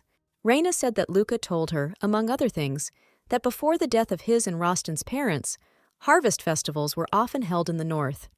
Reyna found Luca's story very interesting, so she thought that they could organize such a festival. Reyna said they could have a celebration to celebrate the restoration of the granary. Reyna smiled and said that she would very much like to celebrate with those who clung so hard to life. Rostin looked at Reyna with some surprise, not trying to interrupt her enthusiastic explanations. Reyna was talking about how they should have cooked a lot of food, and Rostin was wondering in his mind why this girl was trying so hard for the north. For Rostin, this was strange, because in fact, Reyna had nothing to do with this place, and besides, he almost took away even the estate from her. But even after that, when Reyna thought Rostin was dead, she promised to protect the north in his place. Rostin also noted that from the time Reyna saved him, he stopped being tormented by insomnia. When Reyna finished her explanation, Rostin replied that they would hold a festival. Reyna even lit up with joy, but Rostin hastened to say that there was one problem. Rostin said that there was no one in the north who could organize such a festival, but Reyna told him not to worry about it. Reyna smiled and said that she had already asked Kaelin to contact someone. Rostin was a little tense about Reyna's initiative, but he didn't forbid the girl anything. And soon, someone from Kaelin's side did indeed come north, his aunts Jen and Layla, both festival specialists. Layla complained that she had never felt such a strong cold and wondered how Kaelin could live here. Jen told her that Kaelin was a traveler, so he quickly got used to different conditions. Layla asked gloomily how they were supposed to hold a festival in such a situation. Jen replied that preparing for the festival was important, but they had one more mission. Kaelin declared that he would never marry. Because of this, Jen and Layla had to learn more about the girl sung about in the ballad they heard. And after that, Jen and Layla had to help Kaelin achieve mutual love from the girl. Layla asked grimly if that meant they were going to be matchmakers here, fearing she would freeze to death in the north before they could marry Kaelin off to anyone. Jen and Layla got to know Reyna pretty quickly. It was Rain, Jen, and Layla who came up with different ideas for the festival. The main idea that Jen and Layla came up with was to use straw to create a party area. Reyna thought it reminded her a little of the holidays they had back home. Reyna agreed to the idea and asked Jen and Layla to organize a celebration that would allow both adults and children to enjoy themselves. Meanwhile, Jen and Layla were studying Reyna and her reactions very carefully. They could not help but notice that Reyna was very proactive and sociable. The girl was very much loved in the north. Jen made a point of noting that Reyna was stunningly beautiful and healthy. Because of this, the aunts decided that Reyna was ideal for the role of wife of the heir to the southern lands. Jen thought with tears in her eyes that Kaelin had managed to find the woman of his dreams in Reyna. Reyna, meanwhile, examined the straw that Jen and Layla had decided to use and suggested setting it on fire with her flame for greater effect. The flame would not burn the straw. The girl immediately demonstrated this. Jen's rainbow thoughts were dispelled after this. The aunts were very surprised to see Reyna's dark power and were frightened. Reyna, accustomed to the fact that everyone around her was already accustomed to her strength, did not notice this. Reyna asked if the aunts liked the idea and if they found the straw calming. Jen thought in confusion that burning straw couldn't possibly calm anyone down, especially if that straw was blazing with the black flames they could now see. It turned out that the beautiful Lady Reyna could use dark magic. Jen wondered if they really wanted Reyna to be Kaelin's bride. Jen thought that Reyna looked a lot like a demon lord right now. Reyna left, leaving the straw to burn, after which Kalen himself decided to intervene in the situation. Kalen said that he understood perfectly well why the aunts were so surprised. He himself had been knocked off his feet the first time he saw Reyna's strength. It was a shock to Kalen that the holy maiden he believed to be Reyna could use dark magic. Kalen thought that back then he was convinced that Reyna was a saint, and Trevor was a demon lord. Kalen decided there was only one way to show his aunts that Reyna's power was not dangerous. Kalen reached out his hand to the fire, which really scared the aunts. But Kalen was sure that he was doing absolutely the right thing, so the fear of his aunts did not stop him. Kalen confidently placed his hand on the blazing haystack and said that Reyna's power never harmed people. This surprised Jen and Layla. The aunts could not find the words to answer Kalen. Kalen explained that Reyna was not a demon lord. There was simply a misunderstanding, which is why the ballad was created to dispel the rumors. Jen calmed down completely, her thoughts once again focusing on Kalen's personal life. According to Kalen, it turned out that Kalen and Reyna don't like each other. Even Layla was saddened by the fact that Reyna's love story was just a fiction. Jen, however, didn't agree with her. She said that Kalen had a special look when he looked at Reyna. Jen explained that only a young man in love with a girl could have such a look, which meant Jen had to create the perfect scene for Kalen and Reyna to fall in love. Jen wanted to make a theatrical production about the Lady of the Black Rose, the highlight of the festival. In the last scene, Reyna as Lady was supposed to receive a bouquet from the prince. This came as a surprise to Reyna when she was told about it. She asked if the aunts were sure that she was the one who should go on stage. Jen smiled and assured Reyna that it was a wonderful idea because the audience would be happy to see her on stage in the lead role. Jen said there was another big plus for Reyna in this. Jen explained that the love-struck prince who was supposed to give flowers to Reyna would be played by Kalen. News of this quickly spread through the north, causing great displeasure among Chase. Chase immediately ran to Roston and announced that Roston could not allow this. Chase was certain that it was Roston who should have been on stage with Reyna. This idea of the aunts caused a sudden conflict. Jen even indignantly asked why Chase was against Kalen going on stage. Chase replied that they were planning a harvest festival for the northern lands, so it would be logical for Roston, as the master of those lands, to be on stage. This conversation had happened more than once, and sparks of tension were already sparkling between Jen and Chase. Kalen, Reyna, and Luca, though again in the form of a strange animal, were very surprised by such a conflict. Luca's whole appearance showed extreme indignation. Chase was unwilling to give up preparations for the production and insisted that Roston should take the stage. Reyna and Kalen preferred to keep quiet, leaving such showdowns to those who wanted to participate in them. Auntie Jen justified her decision by saying that the ballad they wanted to perform on stage was about love. By Jen's logic, that's why people should have been so happy to see genuine feelings on stage right there.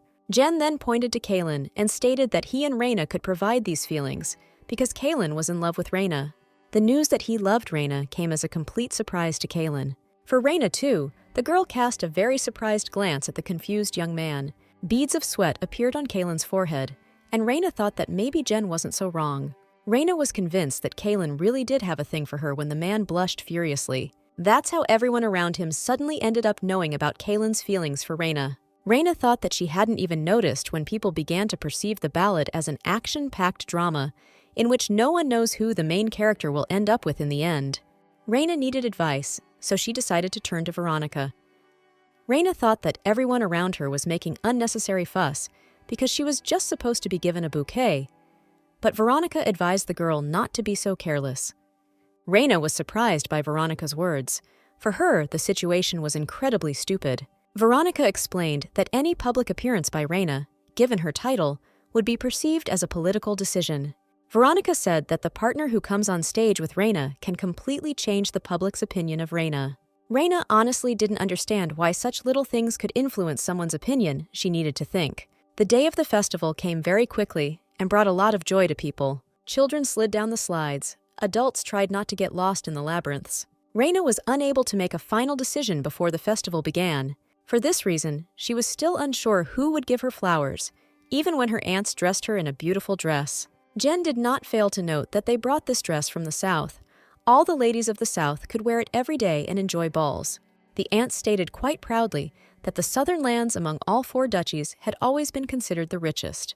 The aunts said that if Reyna decided to go south with Kalen, then all this wealth would belong to her, which the girl did not like very much. Before this, Reyna sincerely did not understand what exactly the aunts were trying to achieve. Raina realized that if she suddenly decided to go on stage with Kaylin, it would really be misunderstood. Everyone will consider Kaylin to be the lover from the ballad, and this will be the collapse of the North. Raina realized that the people of the North believed that her departure south would mean the end of the granary. Now Raina understood what exactly this production meant for the people of the North and what exactly Veronica meant. Luckily, it was not too late to make a decision. So Raina smiled and told her aunts that she knew who would be going on stage with her. Standing on the stage and looking at the man who came out, Raina thought that her choice was not guided by personal feelings at all. The festival was originally held for the people of the North, and their choice would always be Rostin. Raina looked at the people with a smile and thought that in any case, she couldn't fail to live up to their expectations. But Rostin also decided to shock Raina a little, so he said that he wanted to give her everything he had. Rostin handed Raina a bouquet and said that the reason for such a desire was that he loved her. Raina, knowing full well that these phrases were not in the script, looked at Rostin in shock. The people of the North, of course, were jubilant. Only around the aunts and Kaylin, there was a somewhat gloomy atmosphere. The aunts reassured Kaylin that he would definitely find a worthy girl for himself. Raina did not have time to answer Rostin. After his declaration of love, the curtain fell on the stage, signifying the end of the performance. After this, Raina finally managed to pull herself together and asked Rostin if it was just a playful improvisation. Rostin didn't answer Raina. He just smiled softly, which again stunned the girl. Raina blushed slightly and became embarrassed. She sincerely did not understand what was happening. Rostin decided to start from afar and said that he remembered very well how harvest festivals were held in the North. It seemed to Rostin that he would only be able to see the barns filled to the brim with grain again after defeating the demon lord. Rostin said he really wanted to express his gratitude for how Raina made the dreams of all Northerners come true. Rostin asked Raina how exactly he could do this. Raina was taken aback for a moment. Rostin had surprised her too much that day. Not only did Rostin say strange things, he also smiled in such a way that Raina's thoughts ran off into the distance. Raina cleared her throat, trying to collect her thoughts, and said that she hadn't done anything for anyone's gratitude. However, Raina did have one request for Rostin. This request forced Chase to visit a sculptor who had been practicing his craft for over 30 years. Chase's order surprised the man very much, but he gladly took on the task. The work was completed very quickly. Rostin watched as the statue was placed in its right place. Rostin didn't expect Raina to ask something like that. This girl continued to surprise him. Raina, however, was thinking that if they placed the statue in the exact place she had indicated, it would be clearly visible from the east, which would be a thorn in the side of Duke Rubelite. With the combined efforts of the men of the North, the statue was erected, and the residents looked at it in surprise. The unusual thing about the statue was that it was a monument to farmers, made of bronze. During this era, bronze statues were only erected for rulers and nobles who had made a significant contribution to the development of the country. Raina wanted to use this statue to thank the people of the North for their hard work. Raina told Rostin with a satisfied smile that by seeing the statue, the farmers would know that they were always welcome in the North. Raina said that people from the East would definitely want to visit the North now, regardless of any rumors. Raina was sure that all the farmers would flock north, and the fall of Duke Rubelite would be inevitable. Raina laughed a little villainously, while Rostin watched the girl with a smile. Rostin thought that his parents would be very surprised if he told them about Rhine. Rostin was sure that his parents would find it very strange that he fell in love with such a girl. In the Western lands, people were picking mushrooms in the forest and were about to leave because night had fallen. But their preparations were interrupted by a strange sound that they heard right behind them. When the people turned around, they saw a huge rift that appeared nearby in the blink of an eye. Kaylin walked around the Abyss Mansion, yawning desperately. The man was tormented by insomnia. Ahead of him, Kaylin suddenly noticed Trevor. It looked like he was either going somewhere or had just returned home. Kaylin caught up with Trevor, grabbed him by the shoulder, and asked where he had been at such a time. Trevor turned silently to Kaylin, and only now did Kaylin notice something strange. This strange thing surprised and somewhat frightened Kaylin, since he had already become accustomed to Trevor. But now Trevor was engulfed in the dark fire that Raina usually used. Kaylin couldn't believe that Trevor could actually use Raina's magic. Aiden recalled the prophecy that said that at the moment when the Demon Lord would engulf the entire world with his dark flames, the saint would appear and save the world. This prophecy was spoken 1,000 years ago. Aiden heard it together with the high priest. After this divine revelation, both the high priest and Aiden eagerly awaited the appearance of the saint. And then the saint appeared. The prophecy began to come true, but Aiden was not exactly happy about it. The saint turned out to be a rather naughty girl who constantly tried to escape from training. Escape in the literal sense. The saint periodically ran away from everyone through the window. During one of these escapes, Aiden managed to intercept the saint. Aiden asked the saint if she was planning to escape from the temple without being noticed by anyone. The saint laughed nervously, saying that Aiden had arrived earlier than his usual schedule and climbed down from the windowsill. Aiden grimly told the saint that she must remember that she was not allowed to leave the temple. The saint wanted to argue, but quickly realized that it would be useless with Aiden. Aiden said that the saint is the savior of the world, not just a girl. Aiden asked the saint what would happen if something suddenly happened to her, since there would be no one to replace her in that case. Aiden asked the saint not to forget about the busy schedule she had. Aiden said that he would be glad if the saint followed this schedule. The girl only nodded in agreement. After this, in a rather upset state, but trying not to show it to Aiden, the saint left. Aiden looked after the saint and thought that this was the man he had been waiting for 1,000 years. But in the end, he got something completely different from what he wanted. The news that a strange hole had suddenly appeared in the west reached the temple. This worried Aiden, and he decided to discuss the situation with the saint. Aiden explained that the hole eventually formed into a labyrinth similar to the north. Aiden said that the saint needed to go into that labyrinth and destroy the monsters that were there before they could escape. It didn't escape Aiden's notice that the saint was clearly frightened by the need to go and fight, and he hastened to reassure the girl that she would not be alone in the labyrinth. The visit to the western labyrinth of the saint went better than one might expect. The saint easily dealt with the monsters that tried to attack her. Not like Reina, perhaps, but the saint killed some monsters even with the first blow. For this reason, the clearing of the western labyrinth was very quick and without casualties. The warriors who were with the saint highly praised the girl for how she handled everything. Aiden, who also went to the western labyrinth, found the situation strange. It seemed to Aiden that the monsters that were in the western labyrinth were as if they were specially created so that the saint could level up on them. Aiden felt like the monsters in the western labyrinth were too weak, but it was still useful anyway. After finally clearing the labyrinth, the saint's level became quite high. Aiden thought that even the battle with the boss of the labyrinth was too easy for Saint, but he did not tell about his suspicions. The next time Aiden met the saint in the library of the temple, the girl was clearly looking for him specifically. The saint asked Aiden if she could go meet her friends now that she had figured out the labyrinth. Aiden's answer was a categorical refusal, which was not softened even by the promise that the saint would be able to meet her friends some other time. The saint replied that, given her busy schedule, there might never be a next time for her. Aiden slammed the book he was reading shut and asked what exactly the saint was unhappy with. Aiden asked if the saint wanted to refuse to fulfill her duty, but the girl's next words left the man stunned. The saint asked if Aiden could become her friend, which was extremely unexpected for Aiden. Aiden, having overcome his confusion, replied that he was obliged to protect and teach the saint, so there could be no talk of friendship. This answer clearly upset the saint, but Aiden chose not to focus on it, and it was in vain that Aiden made such a decision.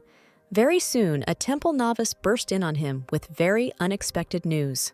It turned out that the entire capital was engulfed in flames, and no one was prepared for this. But what was worse was that the saint did not show up for training that day. The novice suspected that she had fled to the capital. Kaylin, having recovered from the shock of Trevor, decided to tell Reina everything in the morning. Kaylin told Reina that Trevor could use dark magic, which surprised the girl greatly, because she knew that Trevor had a blocker on him.